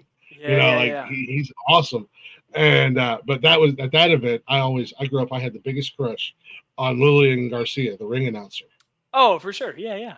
And when they were coming out, and when they were leaving, like she came down and was high five. So I got a hug from her when she was coming out before the show started, and then when she came back through at the end of the show, I got a hug and she gave me a kiss on my cheek. Oh, life moment made. Yeah, my buddy was like, "You're never washing that cheek again, are you?" I'm like, nope. And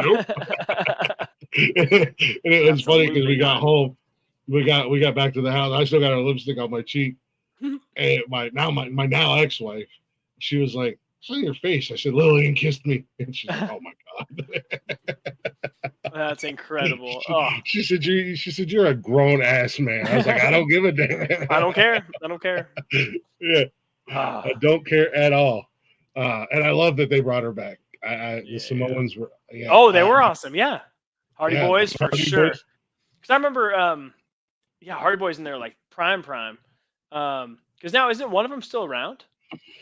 They're both still around. Is my mic being funky? It might be. I think right. Where are they at now? They are in TNA. But one of them, or maybe both of them, aren't they like heavyweights now?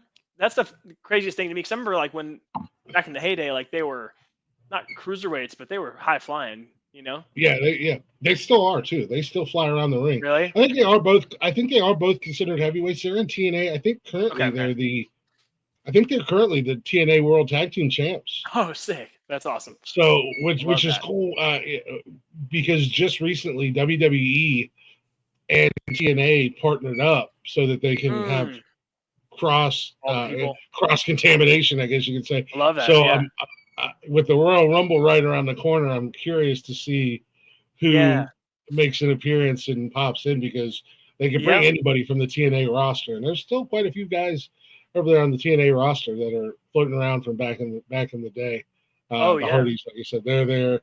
I think Bubba Ray. Oh, I was literally thinking about the Dudley Boys. Yeah, Bubba Ray and Devon, right? Yeah. Oh man, Um, Devon, the Dudleys and dude. Edge and Christian and the Hardys. I mean, Yep. they had some just world class, top tier tables, ladders, and chairs, Oh man. fuck yeah, dude! It's so funny. I saw something a couple days ago, some random Instagram thing, but it was classic Edge, Christian, and Gangrel. Remember that when they're all like dressed like vampires? Oh yeah, yeah. Yeah, The Brood. classic. Yeah, and then Yeah. one of them was a Gangrel. One of them So, spit out the blood, I think, in the cup. yeah, Gangrel. He's still wrestling. Like he's still in No promotions and way. stuff. Still doing the vampire gimmick. Yeah, he's still That's doing the impressive. vampire gimmick. I think he showed up not too long ago on AEW. Oh my god. Maybe a couple years back. Because that's where Edge is now. Okay. I think there was a feud or something. I think he popped up for a couple shows or something like that. He still looks basically the exact same, a little older, but he's still doing the vampire thing. Yeah. Dude, that's wild, man. There's a. Yeah. I'm a big for the sports stuff. I'm a big Pat McAfee fan, so I catch a lot of his show all the time. Okay, I wasn't sure. I love I was hoping you would be like, "Fucking hate Pat," but I think it's so No. cool. Someone like me that's kind of been out of wrestling for a bit, he brings me back in. Kind of the fact that he's plugged in, so I'm like, "Fuck, I want to watch wrestling again." You know? He's a ring announcer on Raw, and I love it. And he's back in, right? Because I know he leaves sometimes, obviously when they're really busy during the football season. But in the last few months, I feel like he's back in it, right? Yeah, he's back. He's full on back in, and dude, I love Pat, and that's kind of where I got my. I remember Pat playing for the Colts and thought like this dude is clinically insane. Like this guy is a lunatic, man. And I love that about it. You know, for a kicker, kickers don't get a lot of love or a lot of camera time, but that guy, man, he was something else. The energy that he brings. And then I started watching his podcast before it like blew up, and he was doing probably like it back on Barstool, right? It was like whatever Barstool Sports. Barstool, and then he was like on TikTok, and he did have a little wrestling career. Like he was wrestling.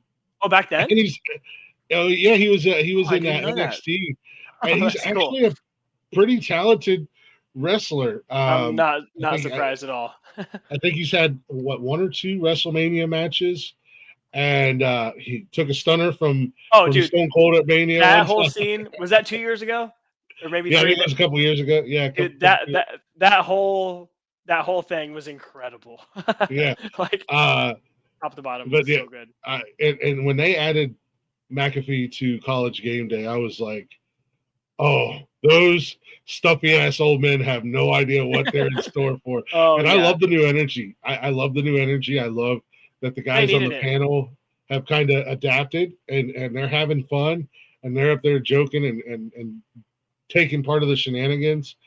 And Pat is just he's very infectious. You can't help but love the guy. Dude, like I just want to be around. Like I would love to be around him. I want to go party with that guy. What would that be like? Me too, man.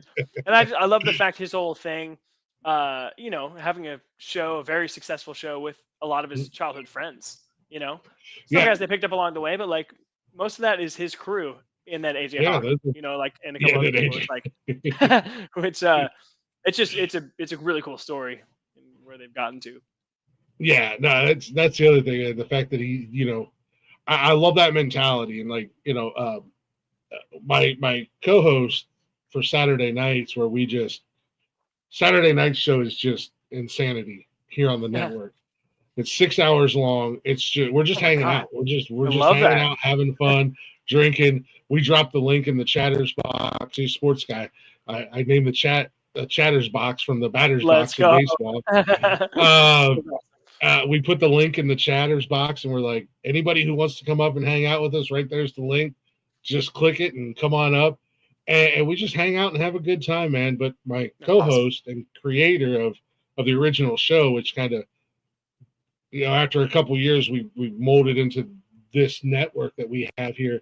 Yeah. We've been friends since our sophomore year. We've been friends for almost 30 years. Love that, man. That's so awesome. And then one of my best friends from high school, he just joined the network. He's got his own show. He's doing with motorsports and stuff like that. Oh, cool. But him and I have been friends since 7th grade. So You know, it's what's like, up? you know, everybody here, Blaze, I think, is the newest guy to the group, but he jumped right in and fit right in with us, and he's part of the family now. And I like that mindset of, if I'm eating steak, my boys are eating steak with Yes, me. I agree. Totally agree. Yep. People, you know, if you're with me, we're ride or die. Like we're doing this shit together, you know. And I feel that way about some of the artists that I've had on here. You know, we formed friendships, which is really For cool. sure. You know, That's how it should be, man. And you know, promoting, you know, cross promoting, and obviously me being a giant music nerd like I am, I'm just like, man, let me know when the new stuff's coming out. Let me know, you know, like, so it's really cool to see that in such a big stage with Pat, you know, because, you know, totally. It's the definition of, look, man, we started out here together, and now we're all the way on the top of the mountain, and we're still together doing our thing, man. Yep, it can be done, you know, at very, very high levels. Picked up by, like, the moment they got picked up by ESPN, I was like, man, this is. I know some people are like, oh no, they're gonna lose it, but like they haven't. Like they're still doing their exact same thing. Yeah, I love that ESPN. Yeah, that's, you know, and ESPN's always been known for, you know, and being a sports guy, I used to wake up every morning before I'd go to work and at Sports Center. Me too. While I'm getting, you know, I'm getting ready. You know, it's always been it's been the stuffy old man sports channel. Always, and the fact that they bring in Pat and they're just like, do what you want, man. There's like no reins. They took the leash off of him, and that's what I was afraid of. I was like, man. Me too. I was like, okay. At first with the no F-bombs, I'm like, okay, cool. It's just for the first 2 hours, no F-bombs. But like, I don't know what changed officially, but like, I usually like I work from home most of the time, but I'll watch a little bit live, maybe 15 minutes, 20 minutes. I'll catch up at night sometimes. But I'm pretty sure they're dropping F-bombs throughout now. So I don't know what changed or what happened. It's like, it's exactly as I probably joined on, like, started watching on YouTube probably during COVID, somewhere around there. One of my best good friends turned me on to them. But like, the way it is now, it's no different. It's almost, they just have better guests and they got more ammo, you know, but like, I feel like it's no different. No, I love it. They're just like, let him go. And it's the same thing with that College Game Day. When they announced that he was going to be on Game Day, I was like, man, I'm nervous for Pat. He's not going to get through the first season, and then he's dancing on the table. He's shirt off, like shirt off. He's fucking with the fans like crazy. I love when the whole kick thing. You know, making people kick for money and stuff. That, and when they're doing their college picks, and they'll be in Georgia and playing whoever, and he starts to do the Georgia chant, and at the very end, he's like, "Let's go Tennessee!" And I'm like, "Oh, you're gonna get killed, Pat." Yeah. Hopefully, they have good security, but No, it's been. I think it's been great. It's super exciting to see him do his thing, and you know, being a fan, and I think that's how people are with Pat. You either love him or hate him. There's no in between. I don't 100% no in between with the guy. He's just, here I am. You know, is what it is. Just, you know, when he's on wrestling, man, last night Cash and I were watching Raw, and God love Michael Cole, man. He's been there for almost 30 years. The absolute, such a fucking legend. Yeah, and Pat roasted him for like 10 minutes. They were talking about WrestleMania and Michael Cole going to WrestleMania. He's like, look at this dumbass wearing his singlet. He's like, what the hell is this shit here? Then he was making fun of him for trying to dap up one of the rappers that was in the crowd. And Michael Cole kept missing when he would try to dab him up. He's like, you dumbass, stay in your lane, old white man. That's where you stay. Yeah. I love that genuine friendship. Because Cole's been on the McAfee show a ton, obviously, but you could tell they're like legit, really good friends now, which I love. I love that. And like you said, Michael Cole is an absolute. Oh God, love him or hate the guy. He's an absolute legend. How old is he? Or like, how old was he when he got started? Because again, he was there most of the time. I think when I started watching. I think. Well, I mean, during the Attitude Era, fucking The Rock used to torment the hell out of Michael Cole. Yeah, which is wild to think about. Cole's got to be getting up into his 60s. And he looks good for 60, which, whatever he's doing, he's good. I know. I'm genuinely curious to see how old Michael Cole is. Okay, Michael Cole is 56. Okay. So Born in he started 68. out in WWE young. Young. Like early 20s maybe. Like I just turned 35. Like it's gotta be but yeah, he's just so good at what he does. And he said so many times he legit loves what he does so much. You could tell. Yeah. So he appreciate that. He is a WWE guy through and through. Yeah, and an No absolute ifs, ands, or buts lifer. about that. Yeah. It's crazy. I don't know. Whoever's in the audience, you guys have to let me know. Maybe it is I don't know. Maybe do you hear anything on your end where it sounds like my mic is jacking up? Every once in a while. It's been a while. It's only happened a couple times throughout. It'll do like some weird little glitchy stuff, but no, it's been good for a while. Could also be my internet. My internet's been absolute dog shit lately. Yeah, it sounded like more of an internet thing. It didn't sound like your mic sounds fine. Yeah. I might have to break out the old mic. yeah. Glick, who are some of your favorite bands? Oh man. We want to go genre or of all time. Let's start with all time. I am a huge Garth Brooks fan. Nice. I do, man. That's kind of hard to. I know. Your answer can change. I can ask you tomorrow. It could change. Yeah, 100% change again. Yeah. Genre is so much, man. There's this band that I'm really into. Probably my favorite band. I think they're called. What are they called? Lift the Curse or something. Yeah, like I said, Megadeth. I was a huge Pac fan, but I still love listening to old Tupac music. Oh, it's so good. Absolutely timeless. I know this is kind of cliche and probably a little corny, but Zeppelin, man, I love me some Zeppelin. You know, I could so listen good. to So much variety too. You know. Mm-hmm. Wait, the Megadeth thing though, I am curious about that. What got you on a Megadeth? I love Megadeth too, but I feel like it is kind of an acquired taste because you got Dave Mustaine's like voice and everything. Some people don't love it. I love it. And yeah, I think it just happened, man. Yeah, I mean, like it literally, it just had like I don't know. I think I was listening. We have the Blitz, who is a big sponsor for Sonic Temple, our rock station. I think I was younger, man. I was just in the car, and the Megadeth song came on, and I was like, "This is fucking cool," you know. And my cousin was older, and I was like, "This." And it's just gonna sound. It's that fresh song.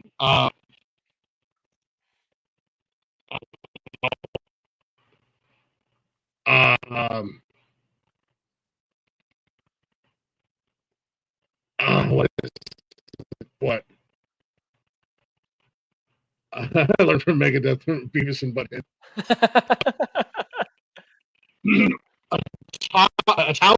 Le Monde. Oh yeah, Tout de Le Monde. I think I don't know how you actually say it, but yeah, that's a great song. Yeah, if Jeff was here,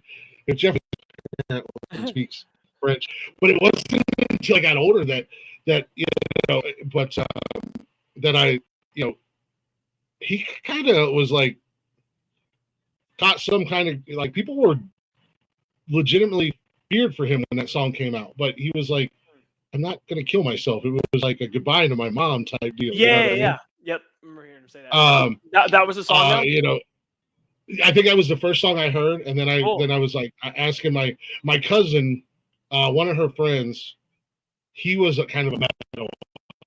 Okay. And I remember talking to him because I was younger. I might have been, maybe 10, maybe my son's age, and my cousin was a few years older than me. I remember talking to one of her friends, and he was a big metalhead. And I'm like, who is this? Like, I love this song. You know, like, where can I find more? And then he introduced me to like Holy Wars. And yeah, that's like my favorite. I love that song. Tornado of Soul. Yeah. That and Tornado of Soul is probably my favorites. Yeah, and like Peace Cells and Angry Oh. Again and SOD, Symphony of Destruction. Like, and I'm like, Yes. I'm in. I'm in. Yep. But then when I got older, and the first time I'll never forget this, I was a little bit older, and the first time I seen Dave Mustaine, I'm like, there's no way that guy sings these songs because he looks like a little redheaded choir boy. Yep. Like, he does not look like a rock, and to this day, I mean, that's still mind-boggling to me because he doesn't look like your quote-unquote and Alice Coopers and Kiss and like guys like that. And it's like even Metallica, when younger day, they look like, and Dave just does not look like a rock star, like a heavy metal guy to me, and it blows my mind. That's but awesome. Yeah, it's just I don't. Yeah, I know. Making it this kind of that acquired taste. I've heard a lot of people. Oh, they suck. They're terrible. I'm like, really? All right, they're fantastic. It's just and then I'll randomly put on a song, and they're like, hell yeah, this is a kick-ass song. I'm like, it's Megadeth, stupid. Yeah, no, it's not. No, it's not Megadeth. I'm like, we just listened to like 4 songs. I did that to a friend of mine because everybody loves to hate Nickelback, and I judge me if you will. I love Nickelback. I'm a huge. I've for a very long time been a out of the closet Nickelback fan. I fucking love every song, every album. Like I've got one of my best friends. He was a hater for a long time. There's one song he likes. There's a lot of songs people don't know about. There's some heavy Nickelback songs. They're like very deep, deep cuts. Like, there's something for everybody. Yeah. So my buddy of mine down in Florida, and I was my ex-wife and I had just separated, and I got a lot of friends down in Tampa that, whether they're musicians or comedians or fellow podcasters or guys that work in radio. Like, look, man, you need to just get away, come down. We'll have a blast, And I was over at my buddy's house, Kevin Holly. And if you're listening, this is before you went in the pool. There was a few of us. We were there at the house drinking. There was 2 or 3 of us there. And he had been just hating on Nickelback. Like, he was always hating on Nickelback. And I told one of my other buddies, I said, I'm just going to put Nickelback. I'm not going to play any of their hits. Yep. I'm just going to put Nickelback on. I think we were 6, 7 songs deep, and he's jamming out, and he's having a good time. Of course, we're all drinking, and he's just having a ball. And he was like, who the hell is this? I was like, it's Nickelback. He was like, who's this sick-ass band? Yeah, he's like, this isn't Nickelback. I hate Nickelback. And I'm like, not anymore, I would have to find it. Yeah. But I've got it buried somewhere on my phone. We got video of him going, I love Nickelback. Nicely done. That's how it goes, man. People don't people don't know. I don't understand where the hate for Nickelback came from, but damn it, it's working for him because they're one of the biggest bands out there. They don't care. They don't care. They've embraced it, which I respect the shit out of. But man, I think it's just they got Chad Kroeger got a bad rap on some things. I don't know.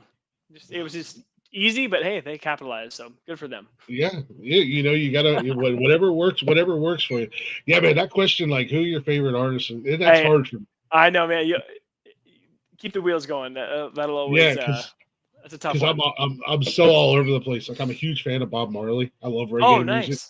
Hell yeah. Sure, I got 2 albums, I think. I got this giant console record player from the 70s. Oh, nice. Out in my living room. I think I've got 2 Bob Marley albums out there. Just randomly plug them in and throw them on there and play them. It's funny because you hear Bob Marley blaring out those speakers, and then my big giant Sasquatch looking house walks out of the house. Like, hey, we didn't expect that at all. Hey, that's how it should be, though, man. That's more fun that way. I'm all over the place, man. As far as music goes, there's a lot of artists out there that I grew up listening to, and I still enjoy to this day. There's some newer artists that are not as many new artists that are coming up on mainstream, but that I like. But there's just that local scene that's just ridiculous, man. The up and like you guys, man. Those up and coming bands. There's so many talent out there. I will say one of my favorite bands, and I just stumbled across them on a playlist, is Blacktop Mojo. Oh, and That's awesome, and we know some of those guys. Yeah, really, really awesome nice guys. That's cool. Yeah, they're actually super nice guys. When we started doing the show, I was already a fan of their music, and I reached out to them on Instagram because we like to take breaks and play music when we take breaks and stuff like that. And I just on a whim, I didn't even think I'd hear back from them. I'd already been listening to them for several years at this time. And hey guys, I know you don't know who I am. We're starting a podcast. Would it be cool if we play your music? Didn't think I'd hear back. Just was shooting my shot. I always ask permission, and that'll kind of lead me into my next direction where I'm going to go before I play artist songs. And it wasn't even 5 minutes later. Matt, boom, hit me back. Hell yeah, brother, thanks. That'd be awesome, bro. Just shout us out, give us credit, play whatever you want. Hell Love yeah. That. So for the longest time, we were just playing Blacktop Mojo here on Nonsensical Nonsense. We did that show 3 nights a week. That's awesome. And it wasn't until I started doing interviews where we started playing more music. I got to see the guys live, and they were at a little bar here in Columbus. I was literally like almost. I mean, I could have made out with Matt. Let's go. I don't think he recognized me right off the bat, but Kat came out and he see me and gave me a little. Yeah. We have had Matt on the show. Super nice guys. I'm working to get him back on the show because we did get to do one interview. I kind of fangirled out just a little bit, just a smidge. But they're super nice guys. Matt did a birthday shout out for me a couple years ago. Oh, cool. And sent it to Jeff. But yeah, super nice guys. And they make killer music. They're probably one of my favorite bands that is like a quick go-to for me to listen to music. Yeah. Oh, that's awesome. I was going to ask if you guys, being from Texas, if you guys had heard of them or knew who they were. Yeah, no, we actually, our last band, we played a show with them. Nice. Again, we have a lot of mutual friends, and again, we've met those guys a couple different times, I think. But yeah, we played a show with them at some hole-in-the-wall bar in Waco. I don't even know what year this was, but it was definitely before they kind of started to blow up. Yeah, they're definitely. It's really cool to see those guys start to get big, like starting to get really big. I love it for them, and like I said, they're just genuinely nice guys. They're guys that I can just randomly be like, "Hey, what's up, man? How's everything going?" And Matt will respond right. I think I follow both of them on Snapchat. Just super nice guys, and you can't beat that, man. No, those you guys really have can't. been up and down the road. The one time we had Matt on here, they were actually getting ready to go on tour. He was on the bus, and the internet was just so bad. But we were like, we're gonna fight through this, and Matt's like, I'm sorry, guys. I'm like, yeah, we're good. Don't worry about it. We got through it. But like I said, it's just a simple ask permission to play their music. Which, as I said, roundabout way, it brings me. Are you guys cool if we keep you in rotation on the rest of the shows here and play your guys' music? And just obviously we shout you guys out, let people know where to find you and stuff like that. But I would love to keep playing your guys' music here throughout the show. God. Fuck yeah, dude! Glick, play any of our songs as much as you want. We're very of the mind of anyone listening and sharing it is that's the goal.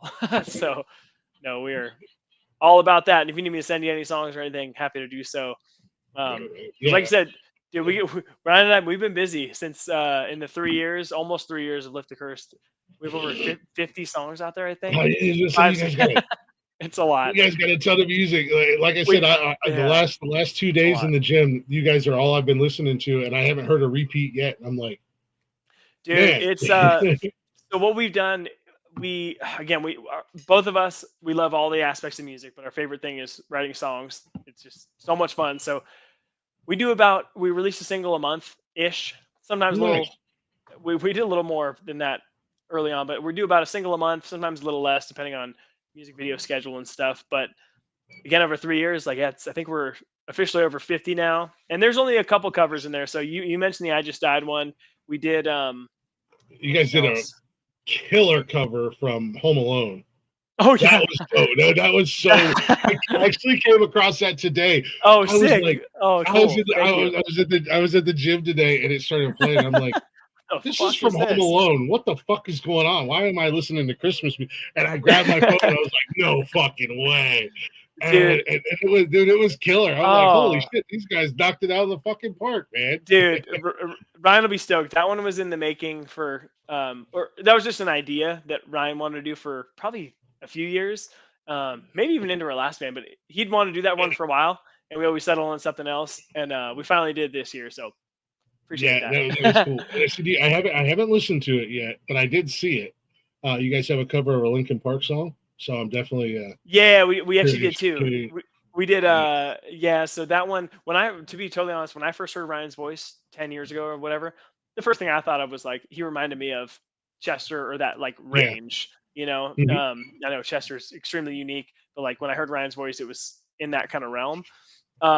So we honestly over the years haven't covered that much Linkin Park. So we've done a little bit, but we just did two songs probably over the summer. We did In the End and oh my gosh, what was the other one? It was a lot of fun. We did two of them. And then the other ones we have out there, I think we have Peace of Mind, a Boston cover. I know Ryan Okay. mentioned Boston. We did that one a long time ago. That was really fun. Big Boston. Yeah, me too, man. And then we did that 90s song by Natalie and Bruglia, Torn. Oh, We really? did a version of that too. Which the beautiful thing about Ryan's range, he's got a high range, so it makes doing covers of female fronted songs pretty easy. So You sound like a lady, Ryan. yeah, he owns it though. He owns it. Yeah. He knows. He's not here to defend himself. Yeah, So yeah. Hey. Maybe you should have gone to work today. Now. I'm jealous. I wish I had that. So no, it's all good. Which ones was it? Okay, so it was In the End and Crawling. That's one. Oh, okay. Oh, yeah, nice. Yeah, those are two probably my favorite songs. Linkin Park, and I love Linkin. I have not listened to new Linkin Park though. Have you heard with the new singer, the female singer? I haven't heard her yet. Dude, Glick, I've actually seen them. I saw them live. Oh, really? Yeah. Nice. So yeah. No, I do like the new songs. I kind of take it for what it is though. I know some people are like, oh, you shouldn't do any more without Chester, but I saw them in Dallas or Arlington. It's where the Cowboys play. I'm sorry. Probably a few months ago. Yeah, no, right. Sorry you had to go there. Hey, it's a nice place where you're not, watching the Cowboys. I'm a Niners fan, so fuck the Cowboys. But man, it was a really cool show. Have you heard of Bad Omens? Yeah. So they were direct support for Linkin Park. So I had never seen them. Okay. So that was kind of more my draw of why I wanted to go. And I was like, oh, sweet, I want to see Linkin Park too. Cool. Dude, Bad Omens, they had like an hour set. It was almost like they were like not a co-headliner, but they had a really awesome set, great stage. And what was really unique about their set, 3 or 4 songs in a row that were collaborations, they had the real artist there. Nice. Like Poppy, if you've heard of her, she was there. Then the two guys from Era and a couple other songs that they have, the popular songs of Bad Omens that are just collabs. They had the real artist there. Which it was sick. It was a one-off show and obviously a huge show being with Linkin Park at Cowboy Stadium. Yeah. But it was killer. And then Linkin Park was good. Like I thought Mike Shinoda sounded great. And I thought the new singer, the girl, she was great for what it is. And the new song, new songs, I think they're good for what they are. Yeah. I haven't heard anything yet. And I'm not really of the mindset of, oh, you shouldn't do anything else because Chester's not there. Yeah. That's like saying just because Kurt Cobain unalived himself, Dave Grohl should have never made music. Right. Sorry, not a Nirvana fan by any chance, but I think not that I ever would condone unaliving oneself, but I think it might have been the best thing that ever happened to Dave Grohl's career. At the end of the day, I am a huge Grohl fan. Even watched his silly ass little horror movie that they made. Oh, I never saw it. I always wanted to though. Yeah, I won't lie. I've probably watched it 4 or 5 times. Hey, watch. No judging, man. Yeah. Don't expect a Carpenter or Craven style. Yeah. It's very corny, very cheesy, but I'm all about it. it's nonetheless it's still good. I enjoyed it. The whole band's there, so it's definitely cool. Which is cool of him to bring the band into it, Oh yeah, like the whole pretty rad. concept of the movie is they're writing an album, and basically Dave is just kind of hit a wall, and they rent this like house that's possessed. It's a wild movie. It's like I said, it's definitely worth the watch. I've watched it multiple times. Hell My yeah. fiance was like, "This is a terrible fucking movie." I'm like, "Hey, you're not wrong. It I is, know, but it's but it's entertaining, also great. It's also kind of great at the same time. Right. But yeah, no, I don't have the mindset of you Linkin Park. I just haven't listened to it yet. Yeah. There's with doing this show, man. There's so much music that I'm Oh yeah. I'm listening to, so many new artists, and for you guys, anytime you guys got something new coming up, new coming out, if you want to send it to me, feel free. If you want to say, hey, we got this on Instagram or whatever, man, we'll throw it up in our stories. We'll definitely help you guys promote it. I try to be a little bit. I'm trying to get better about it. Just like once a week, maybe twice a week, jumping into our stories and just dropping artists that I've interviewed, whether it's new stuff or old stuff or whatever. If they've got like reels or something with their music on there, gigs you got coming up, we'll gladly throw it up on our social media. I'm actually, since you guys don't mind people sharing your music, I am in the process. I learned, and again, I am not the most tech savvy person in the world. Let's be honest, I'm a big dumb animal most days. But I did learn through an interview that, you can create your own Spotify playlist. Oh, so yeah, I'm working on a playlist that is actually 100% dedicated for my guests, and then I'm going to create a second one for new releases. So when new songs and stuff come out, so that I can kind of give you guys some more love that way and show some more support in that way, by sharing your guys' music and whatnot. It's just a matter of figuring out all the mechanics, because I'm like almost 4 years ago, it's like, let's start a podcast, and I thought it was just going to be as easy as just turning on a camera and getting a microphone, and nobody told me a little bit more to it. Nobody told me about everything else that goes on behind the scenes and social media, crazy, right? And everything like that. So, but hey, totally worth it, man. At the end of the day, to see where we started and where we are now. You going to bed? Night, buddy. Love you. And where we're at, just from going to be a couple jerk offs sitting in our houses, just telling dick and fart jokes, to actually going more content driven.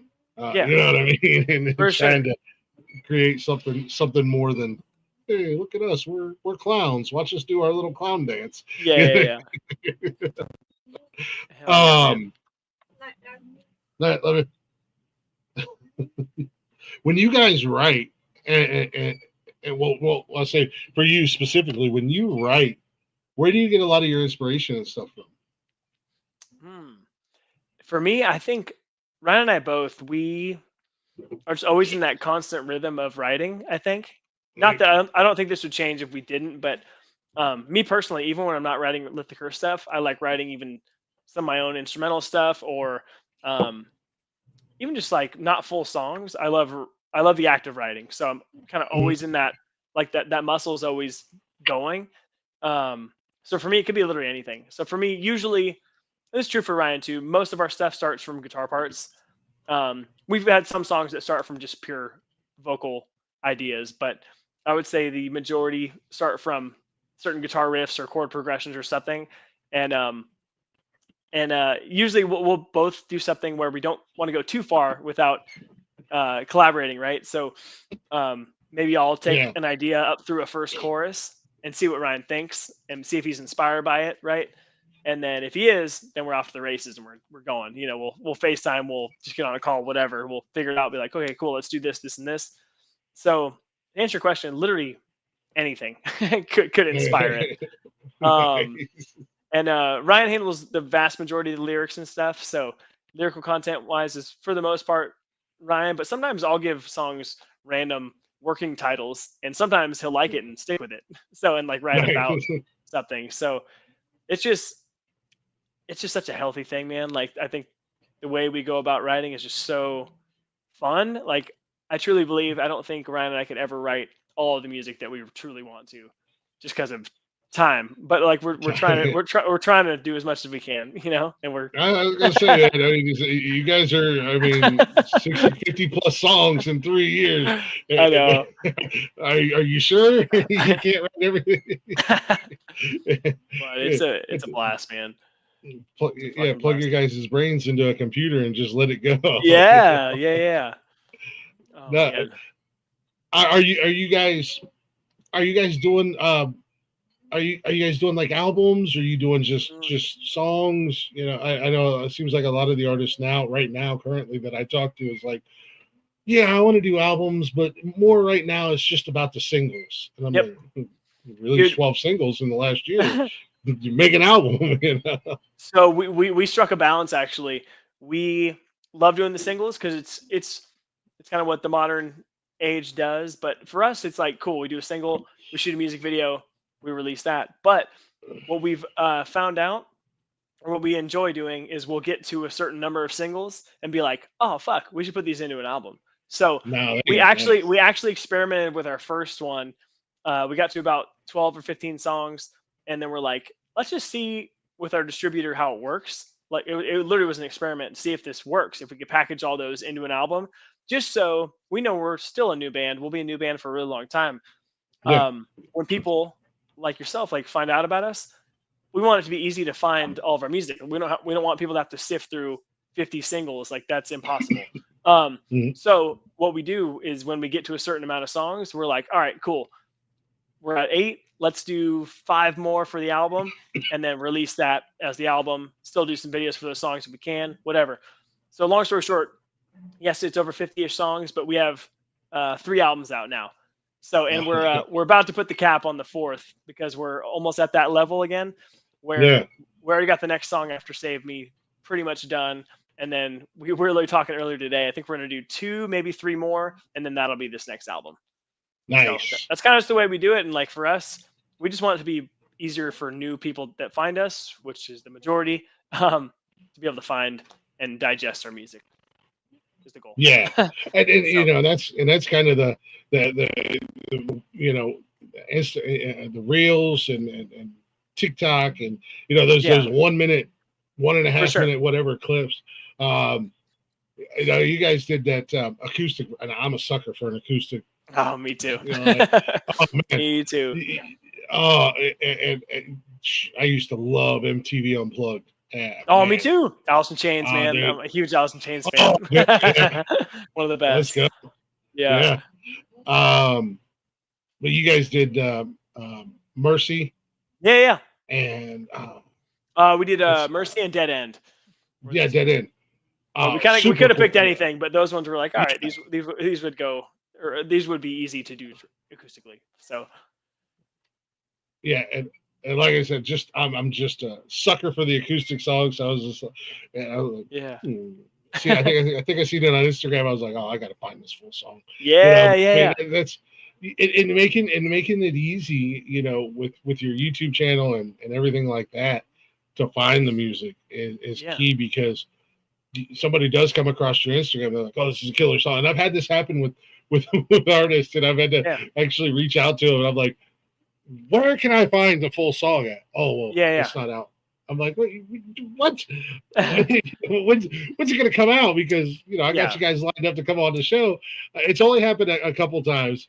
And then they're like, oh, hold on a second. It's actually on this YouTube channel. There's the how topic. The fuck would anybody find that? Like the YouTube topics. And it's just like, and I'm like, oh, okay. I can work with that, you know, but you know, you guys, man, you're talking about easily accessible to find. Like you said, 2 days now in the gym, and I know I haven't even cracked your whole category because I haven't heard a replay yet. So we love to hear that. It's Mercy's funny you brought that one up. That was a song that was on that album that we never got a chance to do a video for Mercy. So Mercy was never, we call it the single treatment. It never got Yeah. like the single / music video treatment. And we always liked the song a lot. So for us, it's like, we knew it could translate into acoustic pretty well, but also we were hoping to pique people's interest, be like, oh fuck, let me go find that real song. And it's on our second Suffer and Survive album. But yeah, I don't know. It's just kind of fun to do that. And truly, like, our big goal is, at whatever point you find Lift the Curse, whether it's now or in 5 years, we want people to be able to like be like, okay, cool, I like this band, and then discover these bajillion other songs that are out there, you know, and just and then they can backtrack from whatever point they find us, you know. Yeah, I was That's gonna the say, goal. you guys are definitely nailing that right on the head. Cool. That's a big one. When you guys film your videos, you know, the video, how do you go about finding your locations? You just driving down the road and be like, that'd be a cool ass fucking spot to do.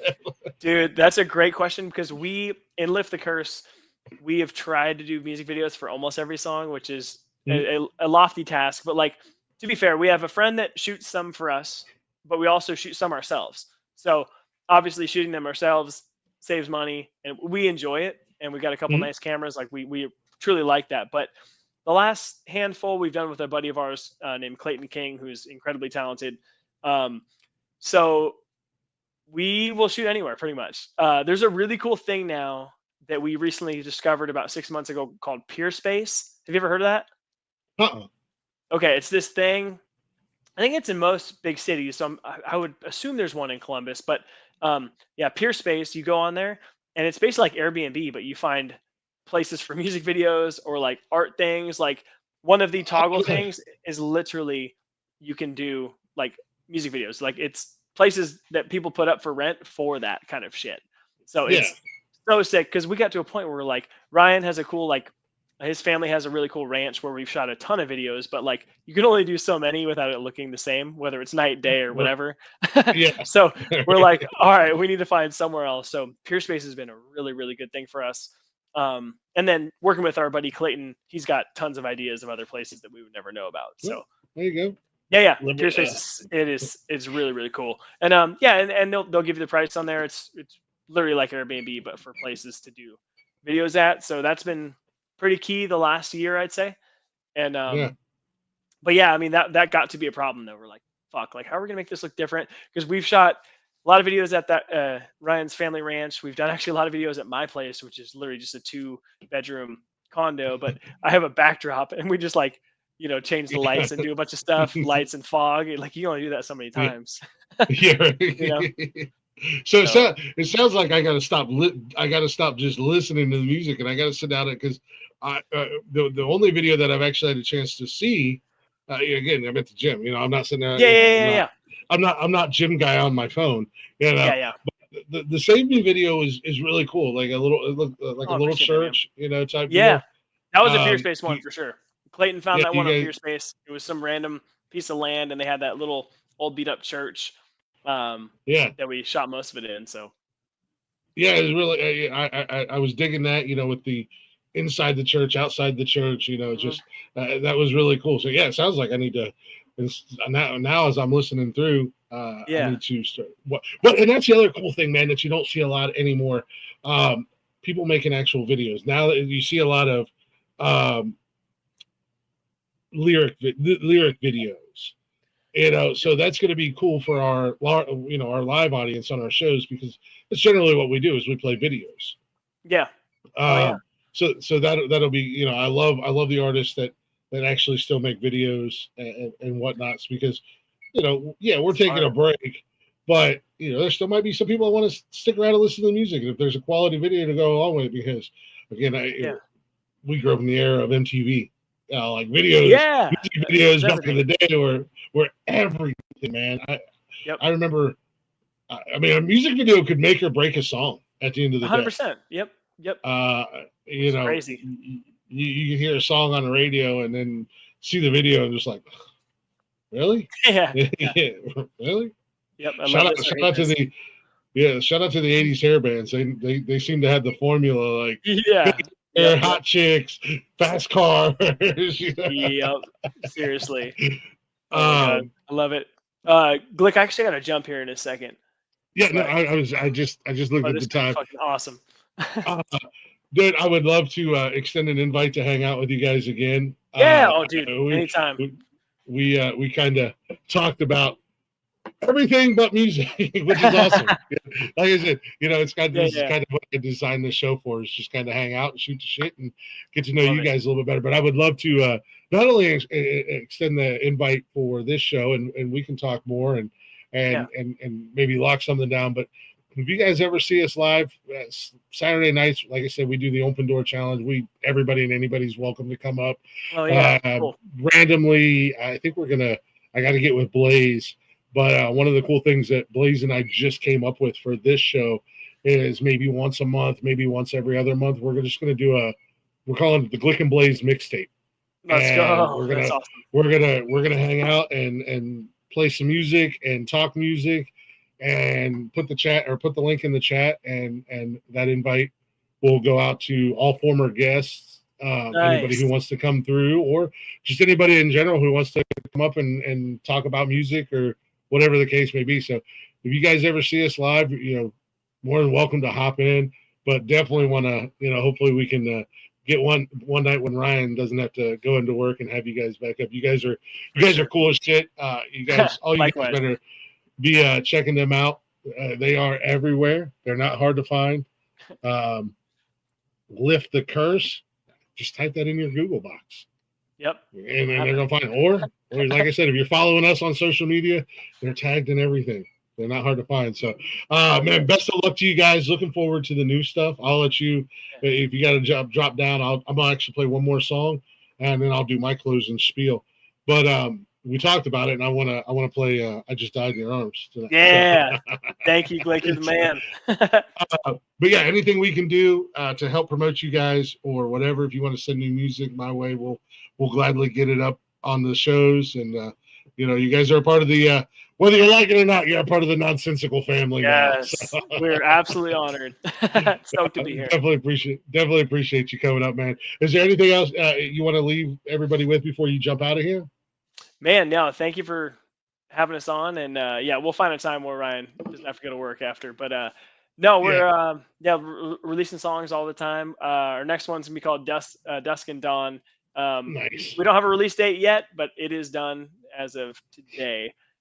So probably late Feb or early March. But yeah, nice. Like Glick said, follow us, Lift the Curse, pretty much anywhere.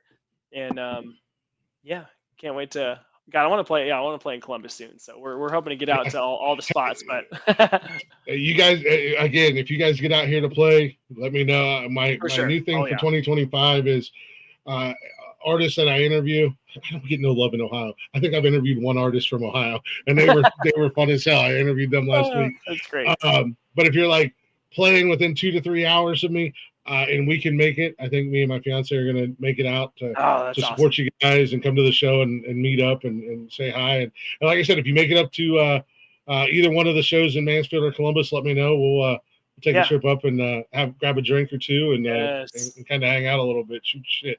So, that sounds fucking awesome, man. And I appreciate it, man. Means the world you guys coming up here. And again, best of luck, bro. I look forward to the new stuff.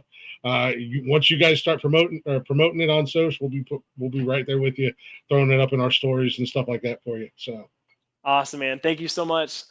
Absolutely. I am going to play this song that we were talking about. This song, you guys freaking knocked it out of the damn park. I didn't know what to expect. I was like, holy shit. Okay. All right. Again, thank you so much, man. I can't wait to do this again. I can't wait to hang out with you guys again. Get to know Ryan a little bit better next time. We'll dig into the brain of what makes Ryan tick next time around. So here's Lift the Curse with their cover of I Just Died in Your Arms Tonight. I just died in your arms tonight. It must have been something you said. I died in your arms tonight.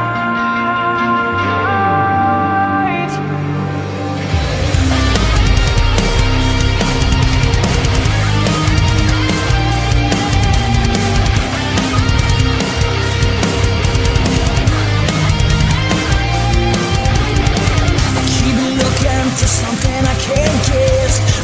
Twisted hearts lie all around me, and I don't see an easy way to get out of this. The diary sits by the bedside table, the curtains are closed, the cat's in the cradle. Who would have thought that a boy like me could come to this? Oh, I've stayed in your arms tonight. It must have been something you said. I just stayed in your arms tonight. Oh, I'm staying in your arms tonight. It must have been some kind of kiss. I should have walked away. I should have walked away. Is there any just cause for feeling like this? On the surface, I'm a name on the list. I try to be straight, but then I'm going again.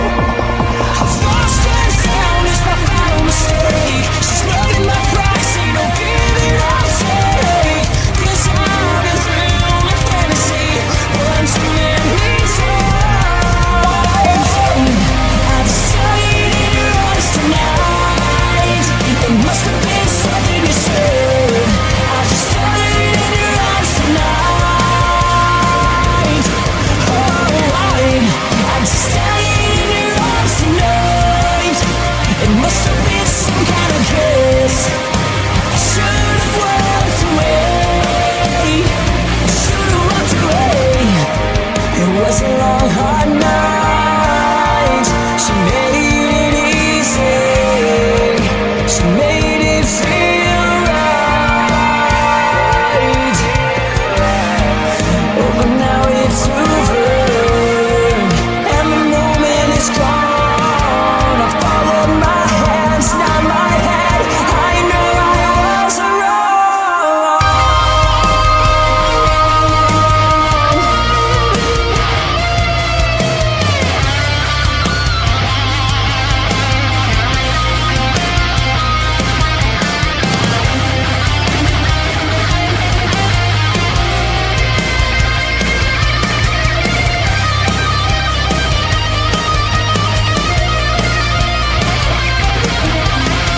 I just died. I just died. Oh, I've stayed in your arms tonight. It must have been something you said. I've stayed in your arms tonight. I'm dying in your arms tonight. It must have been some kind of chaos. I should have walked away. I should have walked away.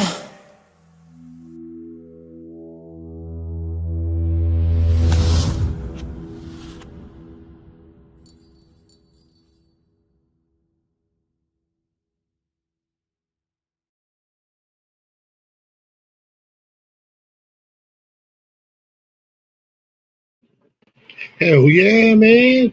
Kick ass fucking cover of that song. Man, Brian and John, Lift the Curse. Those guys are awesome. Definitely want to say a huge shout out and thank you guys for coming on tonight. Looking forward to doing it again. Hopefully we can get Ryan to stick around a little bit longer next time. That's what Glick's House of Music is all about, y'all. Just hanging out, having a good time, shooting the shit with these artists, man. So many cool people out there that are making kick-ass music, and I'm loving every fucking second of doing this show and getting to meet all these new artists and do my thing here.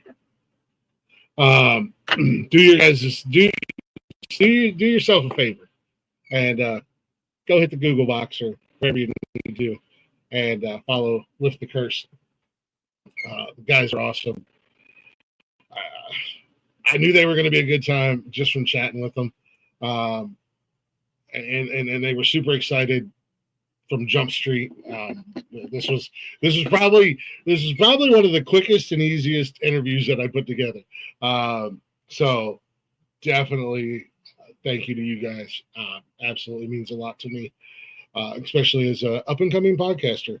But anywho, everybody who was listening and tuning in tonight, thank you guys. Definitely appreciated you guys in the chatters box. Appreciate you, Blaze. Appreciate you, brother. Thank you. Appreciate you guys in the chatters box chatting away with us. Hopefully you guys enjoyed. There will be a pot dude. But make sure you guys check out the rest of the network. Here on the Nonsensical Network, we try to give you guys all a little something. Whether you love us or hate us, you're not going to like all the shows, but you might find a couple that you do like Mondays.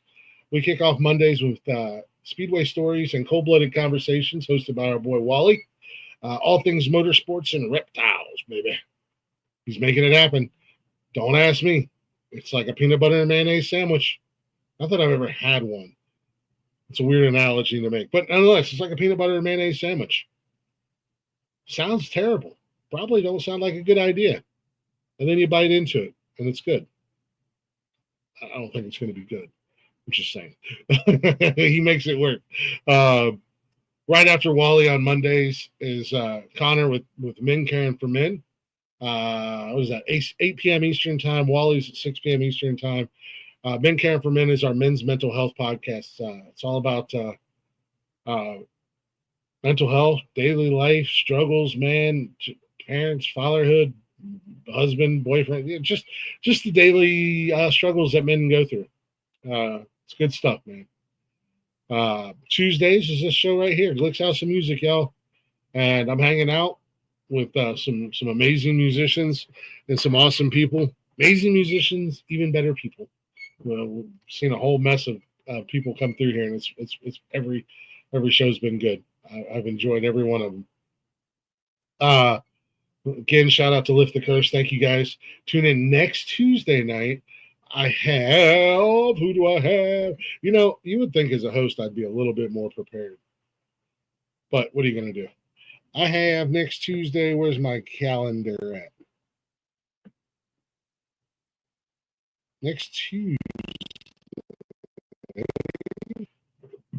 I have Perfect Season coming on to hang out. So it should be another good show, another fun time. You'll see them in our social. I'll start promoting them here coming up. Wednesday nights is What the Fuck News. If it's in the news and it makes us say what the fuck, we're going to talk about it. We're going to make fun of dumb people because that's what we do. Thursdays is kind of a blank spot right now. There might be things that pop up on Thursdays. Maybe Wally will do an extra show on Thursday. Maybe Blaze might have something that he wants to do on Thursday. Maybe I might. Maybe Jeff. I don't know. Hell, maybe Blaze and I will do Glick and Blaze's mixtape on a Thursday night randomly. I don't know. Who knows?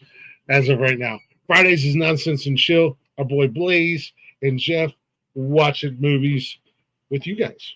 They got them on the screen. You guys can watch them with them. You get in the chatters box. Add your commentary. Add your 2 cents. Tell them you love it. Tell them you hate it. Tell them whatever. Tell them to go fuck themselves. It don't matter. You can be in the chatters box watching the movie. Saturday night is the main event. It is the Cornerstone Foundation, whatever you want to call it.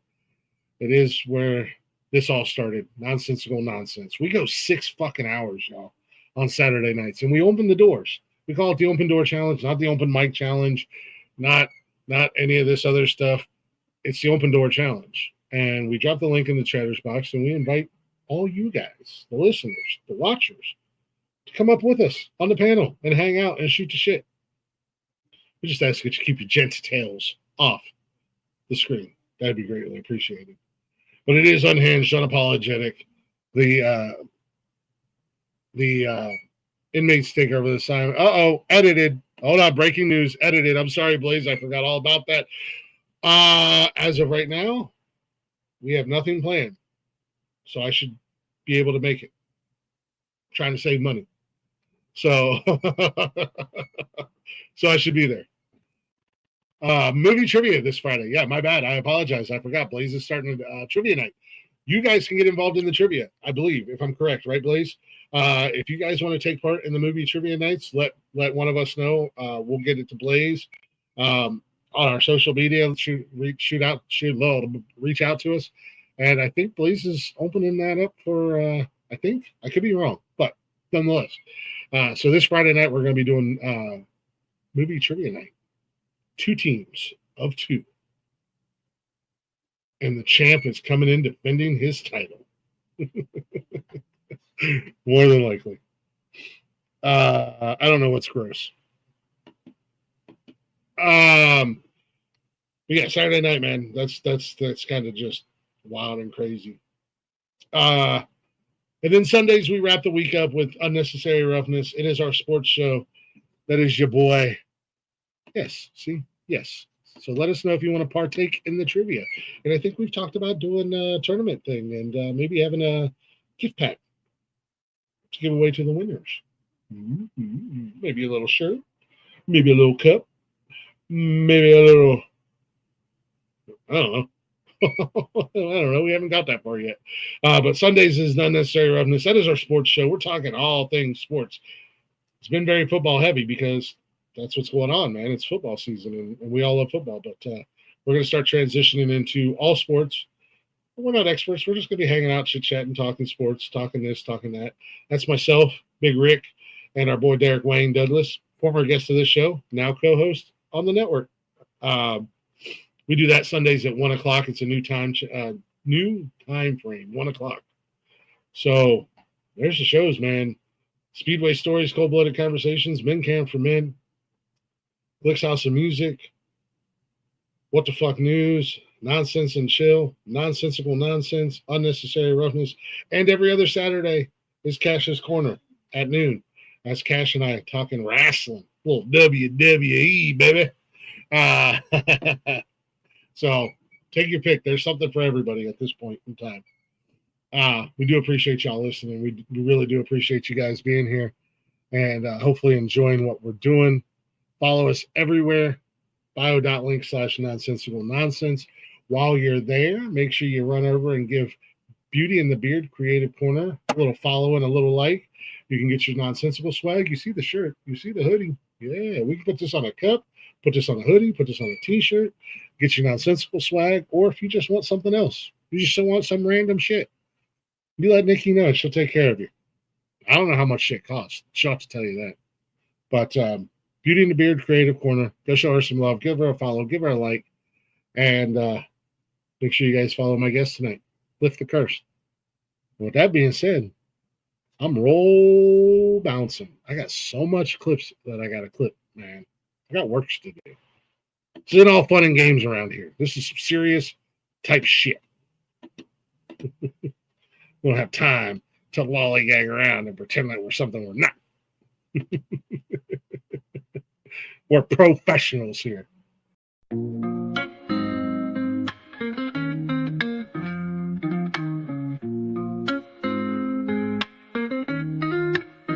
Nonsensical network, different flavor every day. Movie talks, new flicks hitting the display. Microphone magic, musicians spill the praise. From reptiles to motorsports, burning rubber craze. Football clashes, touchdowns, epic plays. News spinning, catching on the latest phase. Gleaming cars, engines roaring up the pace. Street tales, urban stories we embrace. Tune in every week, diverse. Groove to the beats, let the rhythm immerse.